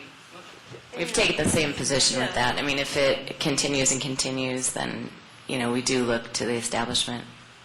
And a lot of these incidents that we have handled over the past year, for example, have been incidents that are outside of the bar, but before those incidents occurred, they were inside the bar, and they were drinking, and where you get a blood alcohol content, it is above the legal limit. So while these have been outside of an establishment a number of times, where they came from was inside that establishment. Right, exactly. Ken? Yes. If I can paraphrase, or what I heard as one of your criteria earlier, is you indicated that there must be some constructive knowledge to extend to the licensee. And recognizing that what comes before the board is what gets presented, who's the one, where does it occur in the machinery to have that determination of whether or not there's constructive knowledge or to allege that to be proven or refuted. Yeah, and constructive knowledge is you knew or should have known, and so it requires that the licensee not turn a blind eye, basically. And so again, if they see that the same people are always coming back, having a few too many drinks, and then getting into fights, then that's actual or constructive knowledge, right? It's at least constructive knowledge that this is very foreseeable based on the mix of people and alcohol, that the particular mix and the particular dynamics that's going on here. So I feel as though the context can give rise to a determination of actual or constructive knowledge. If I take your language, again, just to try and understand, when you say it's the same people coming back, if it's occasionally there's different people that get involved, that isn't necessarily the same then, right? True. Yeah, and you would not know, I don't think, from an evidentiary standpoint, that the same people were coming back or if it were different people. But and I concede, fights are difficult to deal with because there's an element of individual will that's difficult to then attach to somebody's liquor license. But not every bar seems to have this problem, right? It's a particular type of patron, a mix of demographics and age and whole bunches of different factors. And at some point, I think be careful on your profile. Yeah, no, that's true. But at some point, a licensee can't say, "I was completely shocked that a fight broke out." So, but Well, they have a fight there every night. yeah, Even though it's different people, yeah, it's still considered constructive knowledge. I think so. Yeah. So, turning to evidentiary issues, basically your decision goes to the district court under Rule 106A4 of the Rules of Civil Procedure. And the standard that the court uses to review your decision is a pretty deferential standard. Basically, the court will look at your decision, look at the record, the evidence, and ask itself, hey, were you guys arbitrary or capricious in rendering your decision? And if the answer is no, then your decision most likely will be upheld. But I wouldn't call it a slam dunk, because I've seen any number of authority decisions get reversed, even under this deferential, arbitrary, and capricious standard. Because if there was no competent evidence to support your decision, or if the evidence that you relied on didn't really link up to the proper legal standard, then you could get booted with a reversal back to you. So basically, to have a correct and legally defensible decision, you've got to, number one, start with the correct legal standards, and then number two, have the evidence, competent evidence, that links up to each component of that standard. And if that happens, then you've got a very good chance that your decision will be upheld in any appeal. Of course, if you use the incorrect legal standard, then that's not an arbitrary and capricious issue. They're just going to slap you right down for not having followed or used the correct legal standard. So, on the law, it's not arbitrary and capricious. It's, did you follow the correct law? But on the evidence, it's, was there any competent evidence to support your decision? So creating a good record of your hearing is critical to defending it in any appeal. Do you guys use a stenographer to record your hearings? Video. We're on television. Okay. So you end up doing a verbatim transcript based on that? Yeah. Okay. Yeah, that should work. It can be difficult. If it's just audio recordings, I have seen stenographers, transcribers throw up their hands in despair. I cannot possibly make you a transcript of this hearing. So it's really critical to make sure that people aren't talking over one another, or not speaking into microphones, or interrupting one another, or that, unknown people are wandering in and saying stuff and nobody can identify them for the record, that kind of thing. Do you guys swear in your witnesses? I would not swear. You don't swear. On camera. Yeah, I think it's 50-50, and probably more authorities don't swear in witnesses than do. I like swearing in witnesses because the courts will give greater credence to sworn testimony than unsworn testimony. On the other hand, people kind of giggle over the, do you solemnly swear thing until they get used to doing it for a few decades. So procedures. I looked at your procedures. Yes?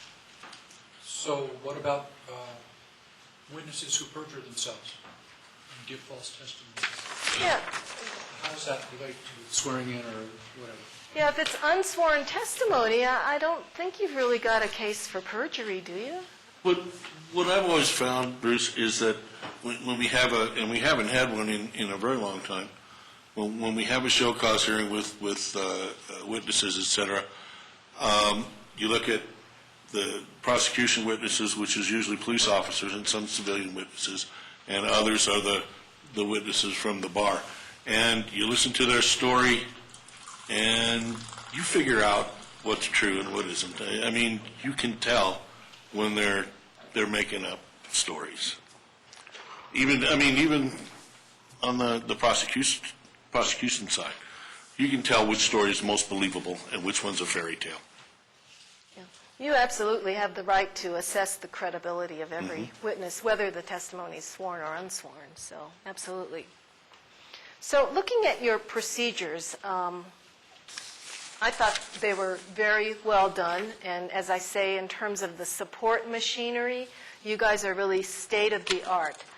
I can think of some of the very small communities where I was a city or town attorney, and we didn't have the budget to bring in a prosecutor, and so the police chief would have to prosecute a case, or stuff like that. And so you can imagine how much more state-of-the-art you are just because of the procedures and resources that Littleton is able to bring to this process. So your procedures place you in a strictly adjudicatory role. Everything having to do with investigation, prosecution, enforcement is given to other players in the process. And that's wonderful because it keeps you absolutely pure in terms of your adjudicatory role. So in terms of new liquor license procedures, basically your procedures outline the following. That the clerk recommends the boundaries of the neighborhood for purposes of the new liquor license process. And then, as I understand it, if you have a concern about it, you can say, hey, we'd like to talk about the neighborhood. But if you're not concerned about it, any of you, then whatever the clerk recommends becomes the neighborhood. Is that right? She asked us if we approve. That's great, yeah. And then at the hearing, a hearing must be held. You take the testimony of the applicant and any opponents, and you make findings regarding those legal standards that we previously went over. A renewal application, in contrast, may or may not require a hearing. I'm going to guess that most of them don't go to a hearing. Would that be right? Yeah. So they're just granted administratively unless the police department or another department brings forward information that would indicate that there could be good cause for non-renewal. And then based upon the information that the city attorney provides you, you make a determination, should we schedule a hearing on this renewal license? So again, that process is really protecting you because that procedure of should we bring this forward for a hearing? Sifting out those issues is done by people other than yourselves. So again, you're holding yourselves pure for that adjudicatory role. Suspensions or revocations are initiated by a complaint from the police department. And then at that point, a probable cause hearing is set. And this hearing basically determines whether there's enough to take the next step. It's really not an evidentiary hearing at all. It's just, is there enough here to go to the next step? And then the next step would be a preliminary hearing. And this is a wonderful thing. I was really impressed that you have a preliminary hearing process in place because, again, it allows you to sift out a lot of issues that you otherwise, could have come to you at a hearing and make a huge mess, or, hearings could happen when they really didn't need to happen, et cetera. And so this is a wonderful thing that you have in place, this idea of the preliminary hearing. So the preliminary hearing is where basically what I call plea bargaining, or the possibility of a stipulation, can be discussed between the licensee and the city. And if that discussion is successful, then a stipulation is reached, and yay, that's one less matter on your docket. Even if you can't agree on a stipulation, you can still sort out a lot of pre-hearing issues. So a very valuable opportunity for those reasons. And then if a stipulation is not reached, then a show cause hearing is set and held before the authority. The prosecutor presents evidence for the suspension or revocation, and the licensee may cross-examine and then present his or her own witnesses. Again, you are, held aside, held up, pure in terms of your adjudicatory role, because all of those other functions in the process are done by others. So stipulations, good or bad? I fall pretty firmly in the good camp. I did my share of municipal court prosecution in my early years as a municipal attorney, and we did a lot of plea bargaining. I would say stipulations are kind of the equivalent of plea bargaining. Why are they good? Well, we'll get into that in a moment, but basically a stipulation is a voluntary agreement reached by the party as to terms and conditions going forward. So each party comes to the table and says, okay, I'll give this if you'll, do this. And so it's a voluntary process to say, in lieu of a hearing and possible bad consequences to my license, I will agree to this. And the city says, in lieu of going forward with prosecution, we will agree not to prosecute if you'll commit to this, this, and this. So it's a voluntary process. Yes? Back up briefly. Yeah. So,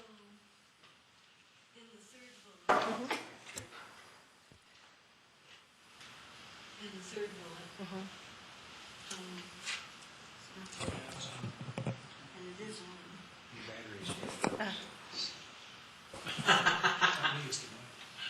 Now? Okay. Third bullet.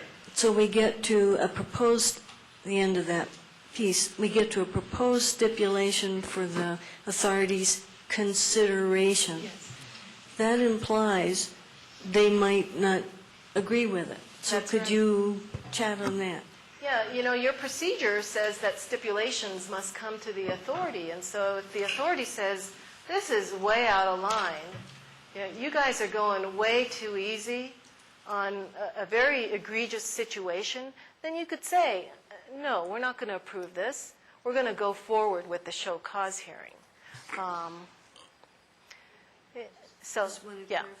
Yeah, so that's the process that you guys set out. Tammy? Yes. In that preliminary hearing, we were told that that's also if the licensee comes up with something that we deem is too light of a consequence, then we can have a negotiation about, he wants 5 days, we want to give 7 days or something like that, and then still come to an agreement without going to show cause hearing. Yeah, good point. You guys can actually sort of become parties in the sense that you say, well, 5 days with your, lights off is not enough. How about 7? That kind of thing. I think that's part of your process too, right? Yeah.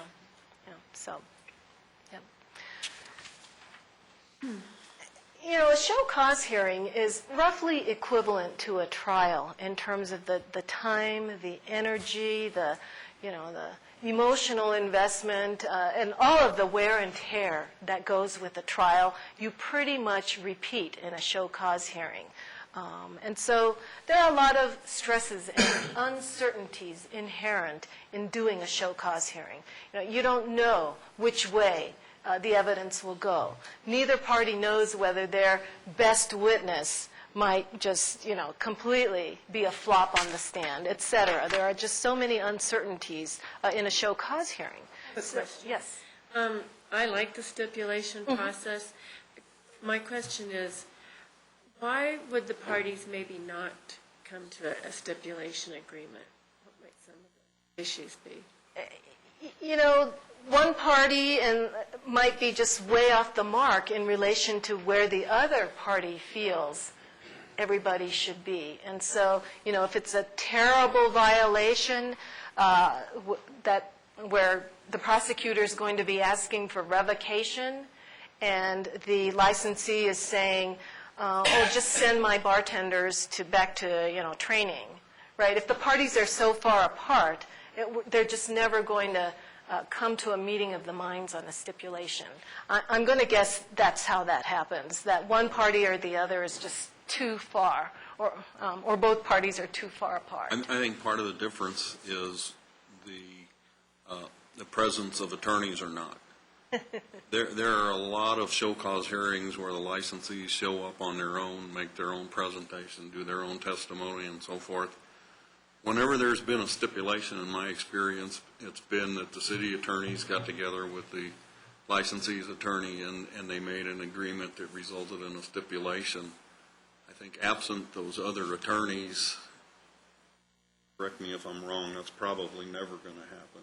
I don't know if a licensee would approach you directly or...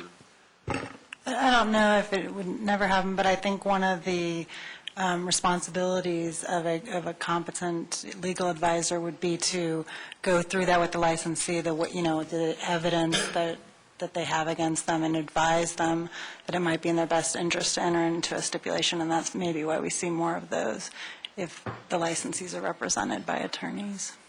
Is the licensee given the opportunity to consult with the city attorney or on that? I mean, I can understand if they don't know anything until they show up at the hearing, but I guess when in the process is the licensee given notice they may have an opportunity, where there's going to be a consultation with the city attorney? We wouldn't be advising the licensee, but they do meet fairly early in the process. I would assume as soon as their probable cause has been determined.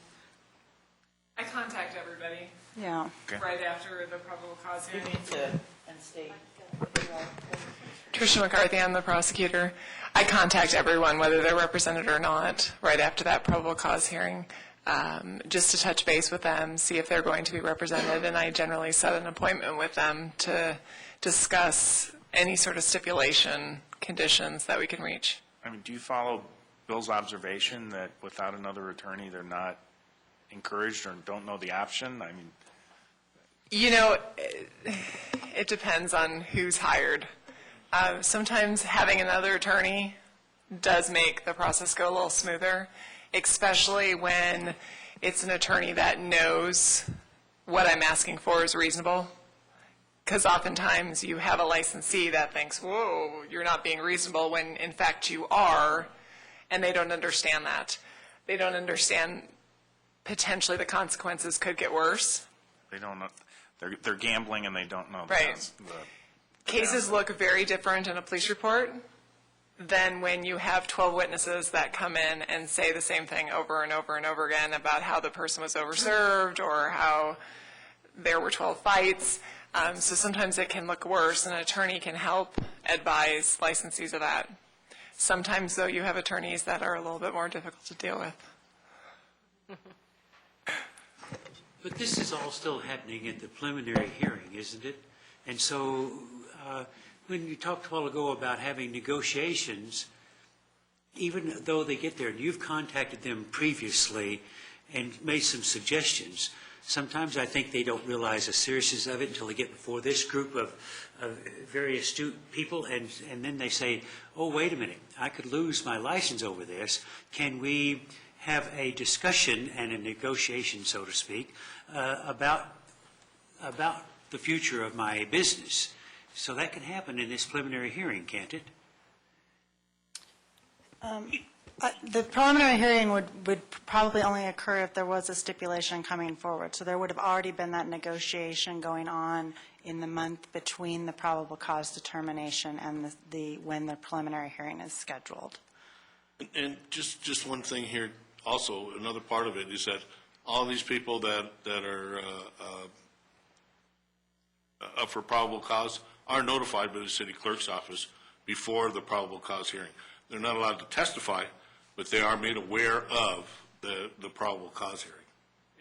So they do know that their license is in trouble, and at that time, they should be made aware of their opportunity for a preliminary hearing and a stipulation or a negotiation, and then if that is not reached, then there's the show cause hearing. And when Tony referenced negotiating with us, we've discussed with council during previous meetings, if a stipulation is brought to us and we don't agree with the stipulation, we can further negotiate. But I don't see a scenario in which someone would walk in without having spoken to our attorney or our prosecutor. I mean, I personally wouldn't just start wheeling and dealing without the prosecutor. So that's what Tony referred to, is that the stipulation has already been discussed, and then if we don't agree, we can try to come to terms without having to go forward to a full show cause. I believe there, in a preliminary hearing, there has to be a stipulation at some point. We would either agree with the stipulation, the penalty part of it, or not, and that is where there would be a negotiation. But we don't come into the preliminary hearing to develop a stipulation. At least I've never seen that. Correct. No, we come into preliminary, the stipulation is presented to us, and we either accept it or try to negotiate it or reject it. That is, if there is a stipulation. If there is. But in all cases, there are not stipulations. Not always. Good, that was very helpful to me, thank you. Yes? Just one more question on this. Earl had talked earlier about the importance of having consistency in the board's decisions so that they have validity and weight in a somewhat of a standard, although it's not cookie cutter. Is it true that stipulations can range wider and farther than the kinds of things that they can pursue that Earl was talking about? I think that's accurate because two parties are at the negotiating table and they voluntarily agree to potentially a broader range of terms or conditions or sanctions than you might be able to legally impose. And they might encroach into areas that, are pertinent to the operation, but, you might not be able to impose it as a sanction. So would you guys agree that there's broader scope of things that can go into a negotiated agreement than otherwise? Absolutely, that's true. And philosophically, I know there's some groups that don't necessarily agree with the plea bargaining process, but what we've established in our handbook is that when the prosecutor looks at the cases, she's going to stick within our guidelines of what we consider fair sentencing guidelines, is what we call them. So we've kind of balanced that discretion with the standards that she has to operate within.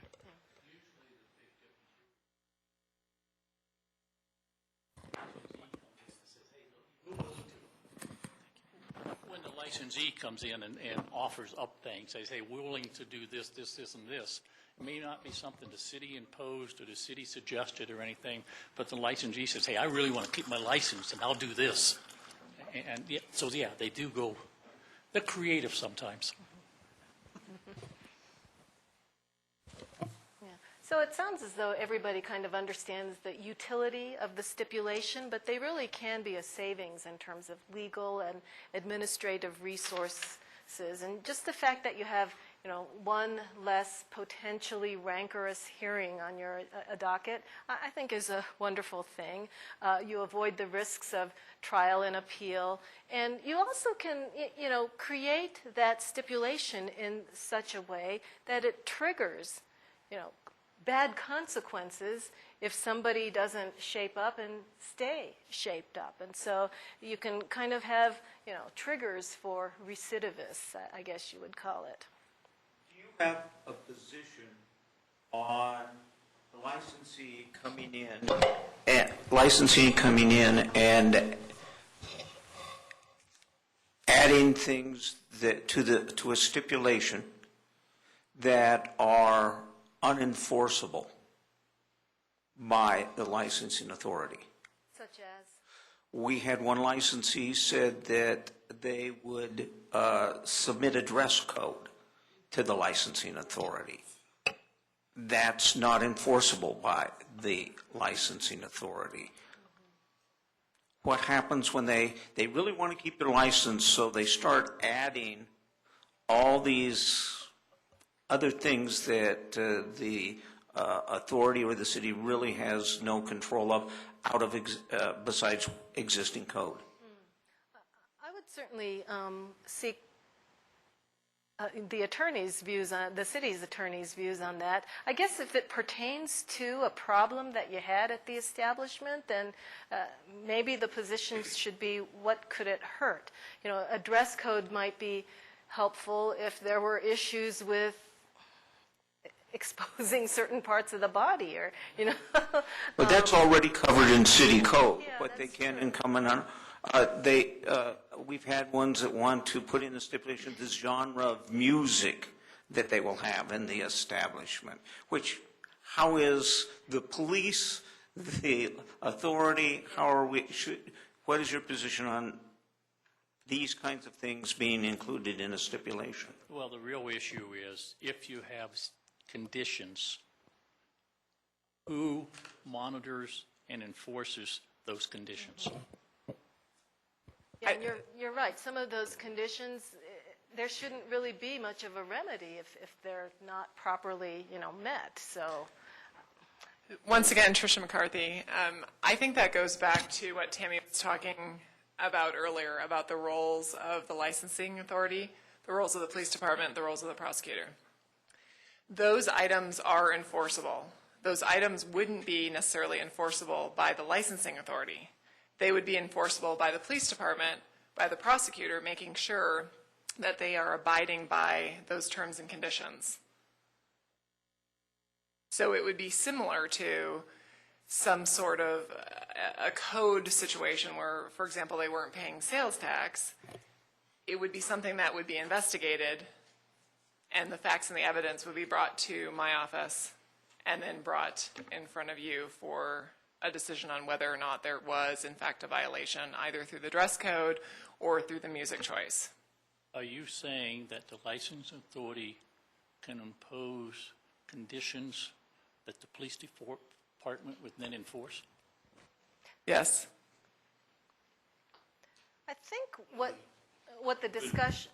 I need to speak about this one. Okay, these so-called conditions appear to me that the no wearing of hats, no biker colors, your pants have to be above your waist, no loud music, whatever loud music is. I don't know, 85 decibels is loud for me, maybe 65 is loud for Donovan. There are some unenforceable conditions here, which appear to me to be, they told the authority they would enact this, but it's more of a company policy, and I don't personally believe that that's enforceable. That if you go in there after 10 o'clock at night and you find somebody with a baseball hat, that you can shut down this particular place. Okay. Red Sox. Raiders hat. I feel as though I'm hearing two different definitions of enforceable, maybe. And, from the standpoint of the stipulation, is this a contract condition that's capable of being understood well enough that it can be carried out as a contract condition. To me, is one definition of enforceable. And from that standpoint, yes. When you're talking about type of music, you'll allow, what would be a couple of genres? Air Supply. Yeah. What's going to upset and cause a disturbance in establishment, the playing of hard rock or Liberace or piano music? For some crowds, the Liberace may lead to more of a distraction. I just don't see that, for example, as one thing that is enforceable. I think to clarify, I mean, they're talking about a specific example. What was required by that stipulation was they submit a written dress code. They submit a written music format, which is what they did in fact do. So I asked them as a company to determine what was permissible on Ladies' Night, for example. And I asked them to define that. And then I asked them to submit that to us. So I basically asked the business to do the work, to decide what they would allow, and then submit that in writing to the authority. I think what I'm So hearing the here, condition of there the is some condition. stipulation was that they submit that plan, That's correct. not that they follow Which that plan. which they did. They submitted the plan of the dress code. They submitted the plan of the music format. Those were drastic changes as to what was happening prior to that time. Because prior to that time, it was the hip hop, it was wearing all sorts of things. So they had a company change as to what they were going to be allowing. That makes sense, and it took you out of the loop in terms of saying, oh, is this electronic dance or is this hip hop or what is it? It didn't really matter because you just put the burden on them to define what they were going to do, and that was what you were enforcing, not what kind of music is it. I think we learned a lot from that stipulation, and I think one thing that the authority members have to do is when we look at stipulations and we look at conditions, make sure we understand fully how they're going to be enforced. That's what we missed out on that one. We accepted those stipulations without us understanding how they would be enforced. So that's kind of the authority members' problem there, and we need to be better in the future. That makes sense. But once you reach a stipulation, it can be enforced as a term and condition of the license. So just a few concluding remarks. Looking at your process and the resources that you've put into the licensing authority, it's clear to me that you're following best practices in terms of support for the authority.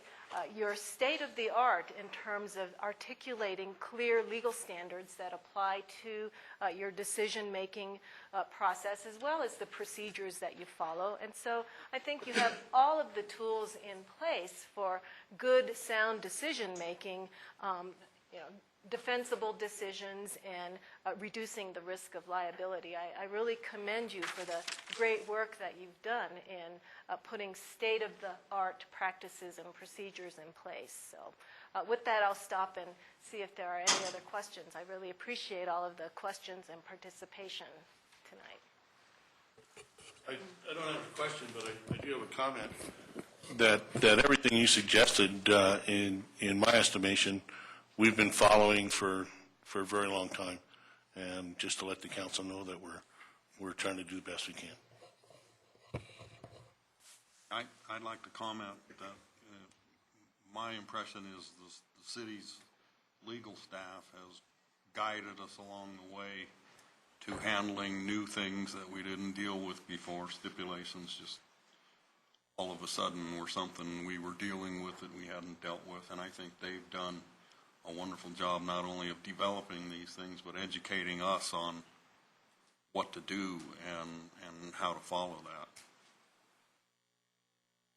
And I have a question, and probably just about everyone else in the room has the answer to this one. So I understand the the suspension and that a stipulation could come in to that process at a preliminary hearing. When there's a renewal hearing, is it just up or down? Or is there an opportunity to have conditions on renewal? There's a possibility of delaying the renewal, which would be the equivalent of a suspension. There's a possibility of denying the renewal, which is essentially or literally the same thing as revocation. And then in between the two,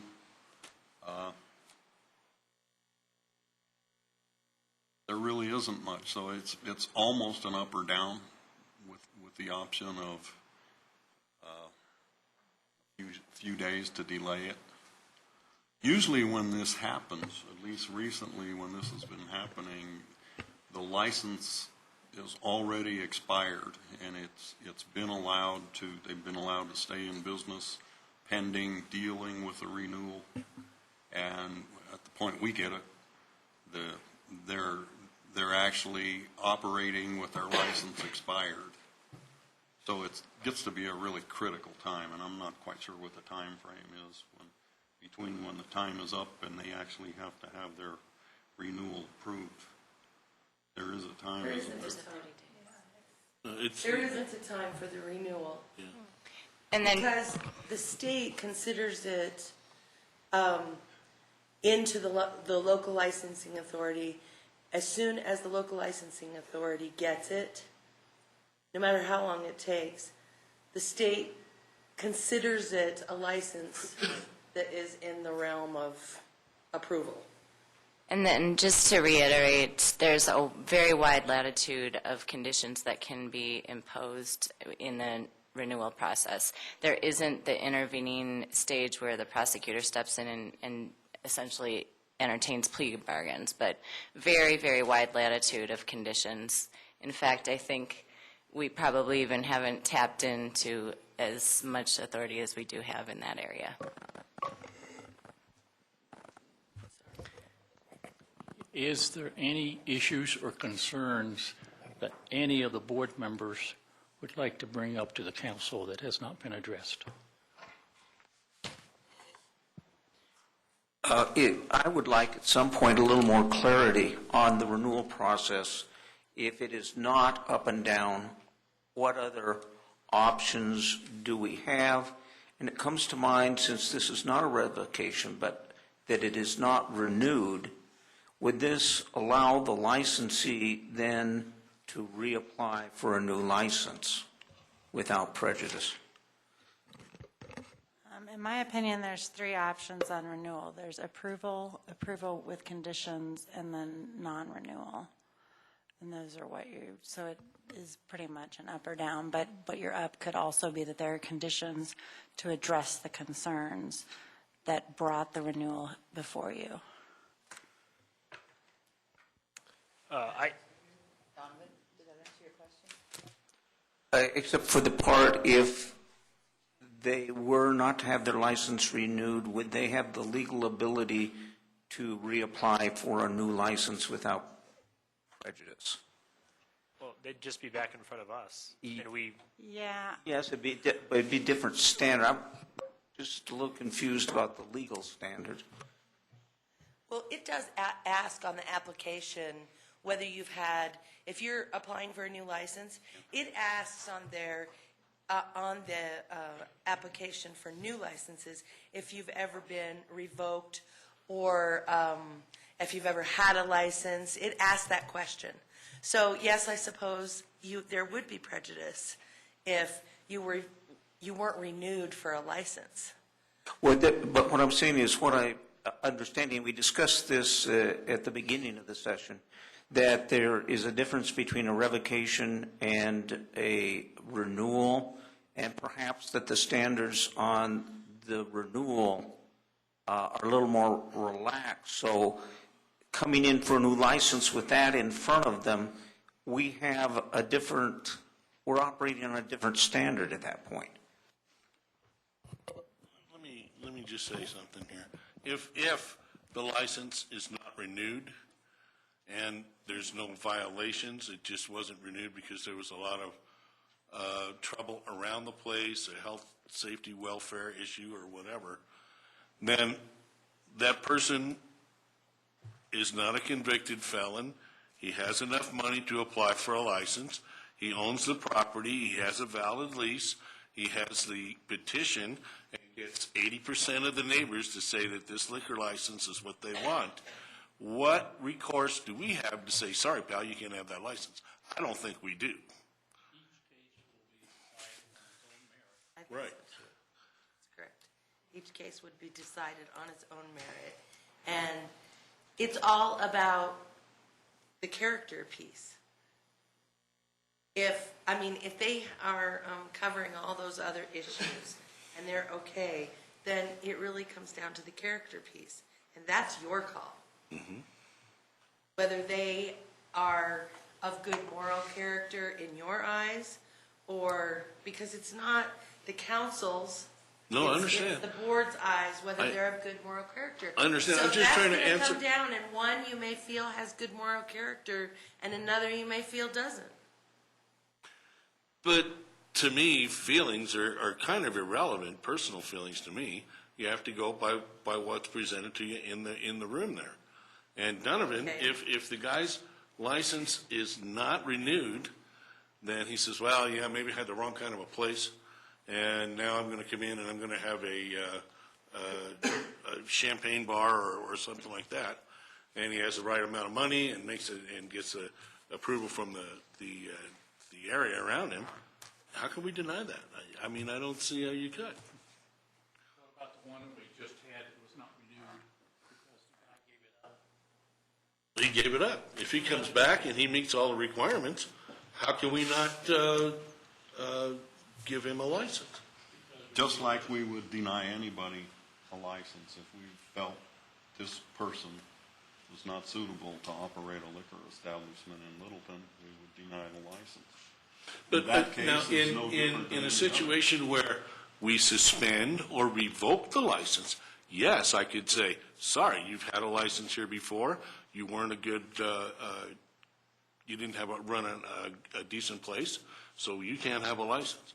But if it was not renewed, or that person surrendered the license and came back at a later date and met all the qualifications, I mean, how could we not give them a license? I'm looking at the case where it was non-renewed. I'm looking in general. Refused to renew it. Right. I'm looking in general. It's the same as revocation. Like I said, Tony, every case is decided on merit. If you have the case where the bartender's drinking with the patients, the owner's in there getting drunk and everything, and his license isn't renewed, Bill. he comes in for renewal. Hey, Bill, can you pass that down so the folks at home can hear? Thank you. Yeah, I mean, if you have, you built one case, I'll build another case. You have the guy that's drinking with the patients, the bartender's drinking, they're in there having a good old party every night, getting drunk. His license is not renewed. He comes up for renewal, we're going to say, gee, is this the character? Does he have the character we want to give a new license to? That's going to be a consideration. Yeah, but at that point. So, I mean, so each case is decided on its own merit. Each case is different.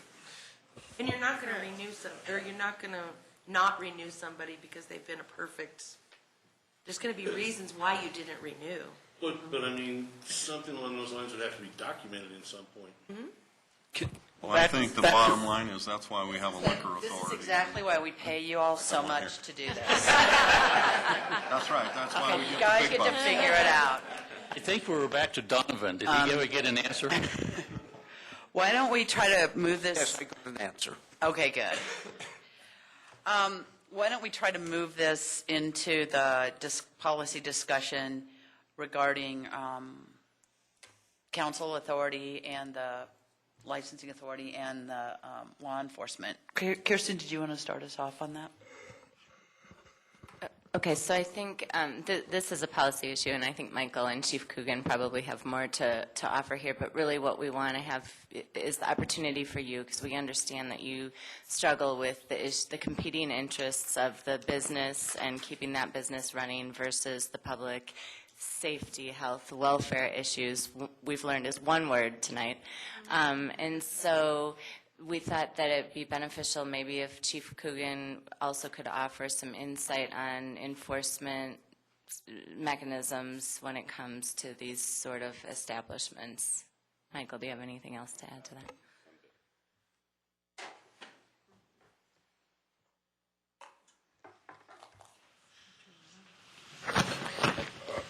In terms of enforcement and our perspective about the bars, that's something that we look for direction from council and as to what the level of enforcement you want that to be.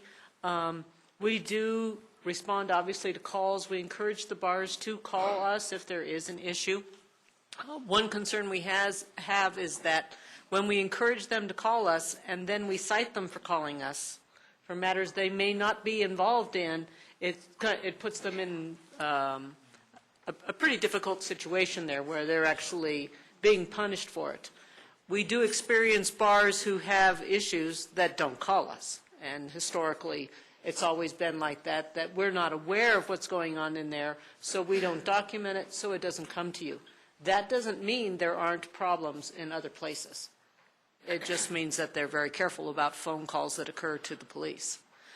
So we have to weigh those. Also, from our perspective, is the number of people that are in the establishment. You know, you get a different kind of calls for service if you're dealing with 20 people or 50 people, or you're dealing with 1,000 people. And that doesn't make any difference whether we're at a bar or we're at a public venue or whatever it might be. Now, obviously, alcohol changes the situation, but not all establishments are the same. And so we certainly look for some direction from council as to what the level of enforcement is, the expectation is. But we would certainly like direction also, because I think that often the perspective is incorrect that just because they call us, which is what we've asked them to do, they shouldn't be punished for calling us. We don't want silence. We bend over backwards not to punish somebody if they call. We like to punish them if they don't call and trouble breaks out. But if trouble breaks out and they call, they don't get in trouble for that. But if the trouble was caused because they were over-serving or underage serving, they get in trouble for that. And that's how we try to run the authority. Well, and what you do with that, it truly is not a piece of ours. You know, these different arms of the government that work in all of this, what the authority does is very separate from what we do. And I think that's very important, that we don't become involved in what the outcome is, and only the reporting. What we've had is that there's two sides to every story, okay? And the establishment will come in and say, well, we called the police and now we're in trouble. Well, that's the way they want to look at it. But the trouble is going on, but they did call the police. They're not in trouble for calling the police. But they'll tell you or city council, well, we called the police and now we're in trouble. But they're in trouble for something else before they called the police. And they had to call the police because of that other incident that was going on. That's the way we like it. This, for me, comes back to what I mentioned earlier. I think it would be helpful if council was interested in further defining the disorderly conduct detrimental to a neighborhood. Because, again, in my opinion, as a citizen of Littleton, I want establishments to call the police if there are problems. Okay, and from you're saying that, Chief, you said something. I want to get a real clarification from you on that, which I think goes to what you're asking. You want direction from council on our level of tolerance regarding bar behavior, and that's what I quickly wrote down. That's why I'm asking you to tell me again. Did I get that right, or tweak what? Well, the amount of involvement, which could be from we respond to calls to going in and doing bar checks on all the bars in the city, taking that enforcement level up higher, doing stings, whatever that may be, we need direction. We obviously respond when we're called, but if it's going to be more that you would like more, which we're more than happy to do, we'd like to have clear direction on that so that it's equally done across the board to all establishments, not to particular establishments, so that there is always that fairness in terms of enforcement. And then following that up, you're asking. I just mean when we have renewal, we get a report from the police that describes all the times they were called to that establishment. And like I said, I mean, so far we've renewed because I have not seen members of the community show up and say they're bothering me. But I mean, in my personal opinion, I'm probably going to want to see that establishment continue unless I see someone from the community. But I will say, an attorney for one of the licensees stood there and he said, "We're going to be back next year. We'll see you next year." He said, "That's going to happen because the way the system is set up is you guys are going to get a long list of times the police came out because that's what we do. We call the police when there are issues, and they could be, for example, people out front. But they're going to err on the side of calling the police." And so I just thought I could understand his frustration as someone who's trying to do the right thing and follow the law, and he's like, "I'm going to be back here in a year because it won't administratively go through because you guys will look and be like, why are there 8 different times that the police came out?" So if there were a further criteria that we could look to, I think that could be helpful. But if the police have gone out there 8, 12, whatever number of times, that certainly is not typical. 98% of the rest of the establishments who are serving liquor don't have that call to their establishments. And one thought I had also, it's just a thought, I still need to think about this more, about the safe health and welfare, excuse me, is that most of these incidents occur after 12 o'clock, midnight. And when these fights or whatever break out, usually the neighborhood isn't aware of them to protest. But what happens, even though they're not aware of it, to their potential safety, if now individuals flee and the police are now having to go into those neighborhoods in search of those individuals? The community might not be aware of the problem because they're asleep, but has that gone across that line as to their safety and welfare? Well, and I'll be honest, in my opinion, this is why I would like direction, because I disagree. I mean, that's a policy disagreement. If there's no one in the community who's been harmed and they don't know they're not harmed, there is no harm. I mean, that's my point. And so, in my personal opinion, I would like to see a narrowing in some manner so that people who have businesses who have spent a lot of money, invested a lot of money, know where they're at and how to be right. And I guess what I'm saying is, I voted to renew because I've never seen someone from the community come in and say I'm being harmed. But I can understand why it's frustrating for a business owner to come in here and not know, whether or not the authority is going to vote to take away their license, even if no one from the community shows up and says I'm being harmed. So I'll just be honest that that's where I'm coming from. I would actually like to see it narrowed if that's, where it was taken up. Do you have some suggestion of what type of narrowing you would want? I don't, which is why I was curious if other jurisdictions have done that, and maybe we could, I don't know, I mean, if it's something we could take a look at. Okay. I would say that I think if we get something that comes in where we've had 8 police calls and they've all been, the establishment made them in good faith and whatever, it's something that gets disposed of very quickly at the very first hearing and just kind of goes off there. Well, I'll turn this over to the commander, wants to make a comment too, but I think that what you just brought up is really important. If we get called when it very first starts, we're able to stop something before it gets out of hand versus not calling us, it gets out of hand, and then what we respond to is very escalated. We want them to call us before it gets out of hand, and we encourage everyone to do that. We don't have the same response from all different establishments. Commander Ferber. The one thing I wanted to note is that in the memorandums that we submit on the renewals, we are going to report every time that we go to any establishment, whether there's a violation or not a violation. And so it's important to, for you guys to differentiate that, and the city attorney's office will help you with that. So, we anticipate that an establishment that has a large volume of people, you're going to see that we've responded much more often, whereas a smaller establishment, a renewal is not going to show that. And it doesn't necessarily correlate. And that, again, I mean, to what Earl said, we may dispose of it quickly in a hearing, but that business owner has retained counsel. They've paid them a lot of money to do the research. They've gone through, again, these are business people. And I'm not saying that, and if they're breaking the law and they are a menace to the neighborhood, then I don't think they have a right to continue that. But my point is, I think we need to be aware of where they're coming from and provide them the right guidance so that they know where they're at in the process. And I think that would be helpful.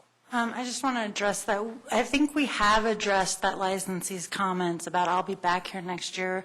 We did revise our renewal procedures so that when there are a lot of calls to an establishment, maybe that don't involve a violation, but the police are responding, they're put on the agenda for consideration of whether that renewal should still be processed administratively or whether they should come back for a renewal hearing. And you make that determination whether, in looking at the police reports, I think you've done a very nice job of, it's pretty obvious whether or not there are liquor violations or concerns going on or whether it is a licensee doing what they're supposed to do and call the police out before it becomes a problem. And so I think that we have addressed that so that that licensee may end up on the agenda for you to vote whether to bring them back for a hearing, but you'll see quickly that it does not need to come back for hearing. The licensee will not be retaining an attorney at that point in the process because there's no evidence being taken, there's no testimony being taken. It's just an additional step to ensure that a problem licensee isn't slipping through the cracks, but at the same time, you're sort of made aware of who the police are responding to. So I think we have addressed that. We did that last month. We had voted to administratively do one, and then we voted to have another one come in for other reasons, not for police. Yeah, we did one of each. I have a question only, and shame on me for not having all the proper wordings, if you will. But the city of Littleton has the additional requirement to notify the police of a disturbance in the establishment. And I think that's kind of how it's written. Are we proposing that be further defined or clarified in additional details? Why? That's what I'm saying. Is that what we're talking about? Very simple. They got to call. If there's trouble, they got to call. But if they don't call, then they come and see us. But we leave it. If the reason they call is not a violation, then no problem. I understand that, Tony, but are we arguing over the definition of a disturbance? Well, is this something that could be designated by classification of problem? If you get called out there and it's not, they're calling proactively, that's at a lower level than if they're calling because they didn't call for a half an hour and they should have. Can we do things where that would be like an A and could escalate to a C or a D, and then when they come to you and they've got a bunch of Ds, that sends a whole different message than if they have a series of As? Yeah, and I think that's a good point. And I think, because Kristen and I have talked about this a lot, that it should be a mitigating factor in any sanction. And so we're going to do our part in reminding you that that is mitigating if they have called. That's a good point. And just one more comment I'd like to make is, as things have come up in the past, if the police department has a concern, we reach right out and call that business owner. We don't wait for it to come to you. We've done that in the past, and I'm not going to do that, that if it comes to me that we're having an issue at a particular bar, whether it's underage serving or fights or whatever it might be, I'm not going to wait for that to come to you. Absolutely. That's our role to go in, contact the owner and say, we have a problem. What are you going to do to fix that? Absolutely. So that I see as our enforcement piece is to reach out before it comes to you And so that's not just once a year when you see the license. And that's something that we work with the attorney's office and say, this is what we have going on, and this is clearly where, okay, now we need to take some enforcement action, maybe this is the underage, whatever it might be. And those stipulations are very helpful to us because we're able to change behavior. And that's what we're after. So that's where that discussion about the one incident between you and that one licensee about the dress code and et cetera, et cetera? Okay. Bill? A question for probably the chief and the commander. Or maybe it goes elsewhere as well. I'm presuming that there hasn't been an establishment that you haven't spoken with that's called too many times, and that they've when they're calling, you want them to call early when you still have some remediation options that are there before it escalates. And somewhere in the process, I'm assuming there's some sort of coaching to establishments on when they can look out for something and say, hey, there's a good time to call or not. I agree with where you are, Chief, and the Commander on your comments, which is you'd rather have them call sooner when you have options than later, and they have probably some guidance, and if they call too many times, you're probably going to have some other conversation with them to say, hey, just because Jerry and I are over here and we're poking each other doesn't mean, and he's wearing the Red Sox hat and I'm wearing the Yankees hat, that might not necessarily trigger a call. Want an answer, or did you just? Well, is that the case? And do they get some coaching or guidelines? There's the Colorado Restaurant Association has a thing called TIPS training, and that tells the employees, the bartenders, waitresses, et cetera, how to check for IDs, how to check for intoxication, and et cetera, like that, and how to know when to cut somebody off. And basically, all of these issues that come up is because somebody didn't get cut off at the proper time. A lot of the times it's going to be that type of thing. If there's any disturbance, one guy starts getting loud, if the manager, bartender, owner, whoever's on duty at that time, takes that one individual who's causing trouble and say, look, buddy, you got to get out of here, goodbye, don't come back, then the police probably aren't going to get called. If he waits too long and that guy pops somebody in the nose, then the police are going to get called, and by that time, it's too late. Wendy? So there's a fine line about when and where to stop it, and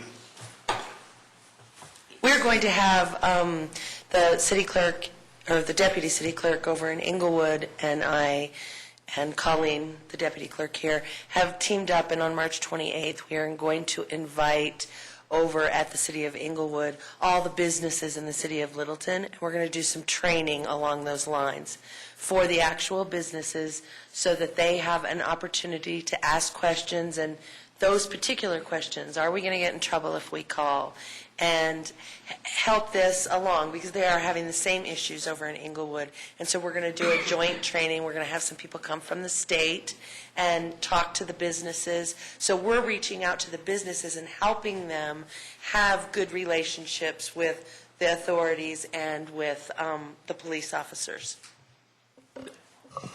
Tony brought up a key issue there in his tip training that's provided. Tip training is provided by the Restaurant Association in accordance with the state law. The state does not require you to call the police if you have a disturbance. And perhaps, Wendy, it would be good if you get a hold of your contacts and talk about tip training, and perhaps they should have a module in there to the fact that if you have a disturbance, you call, and it should be part of the training. I don't think it is now, because it's not a state requirement. I'll check that out. Wendy, that's a great idea, because if businesses want to follow the law, then they'll come, and it's a great opportunity. And I did want to say, Kristen, I'm sorry, I didn't mean to shortchange. I think Kristen did a great job of coming up with a solution. I'm being serious, and maybe that will solve it, and maybe we just give it time. And so maybe that's the best course of action. But I did want to mention to council that that is something that's been on my mind. So I'd be perfectly happy to see, and maybe a year from now, that has solved it. I think one thing, going back to your earlier question, Andrew, that you have to keep in mind, the case that Tammy was talking about, Morris-Schindler case, it's not the sheer fact that a fight occurs and they call. It's what did they know or what did they permit.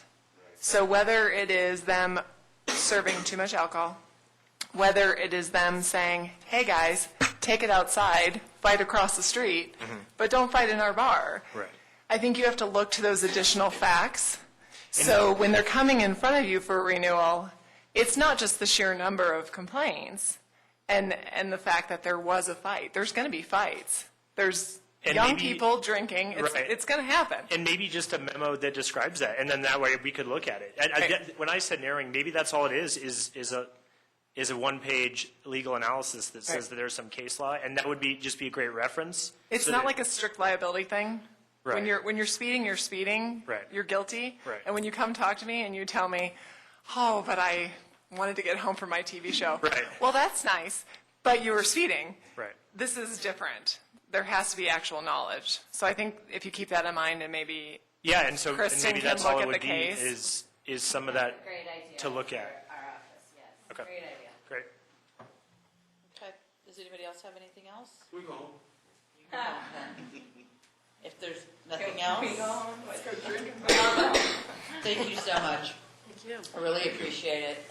Appreciate all your time and all your work, and certainly how committed and devoted you are to doing the right thing, and we share that.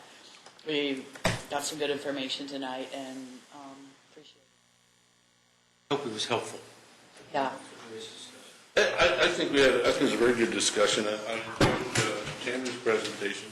Good. That was good. I mean, it reinforced what I think that we're moving in the right direction. Thank you for your work. Now, Tammy had done that video that we looked at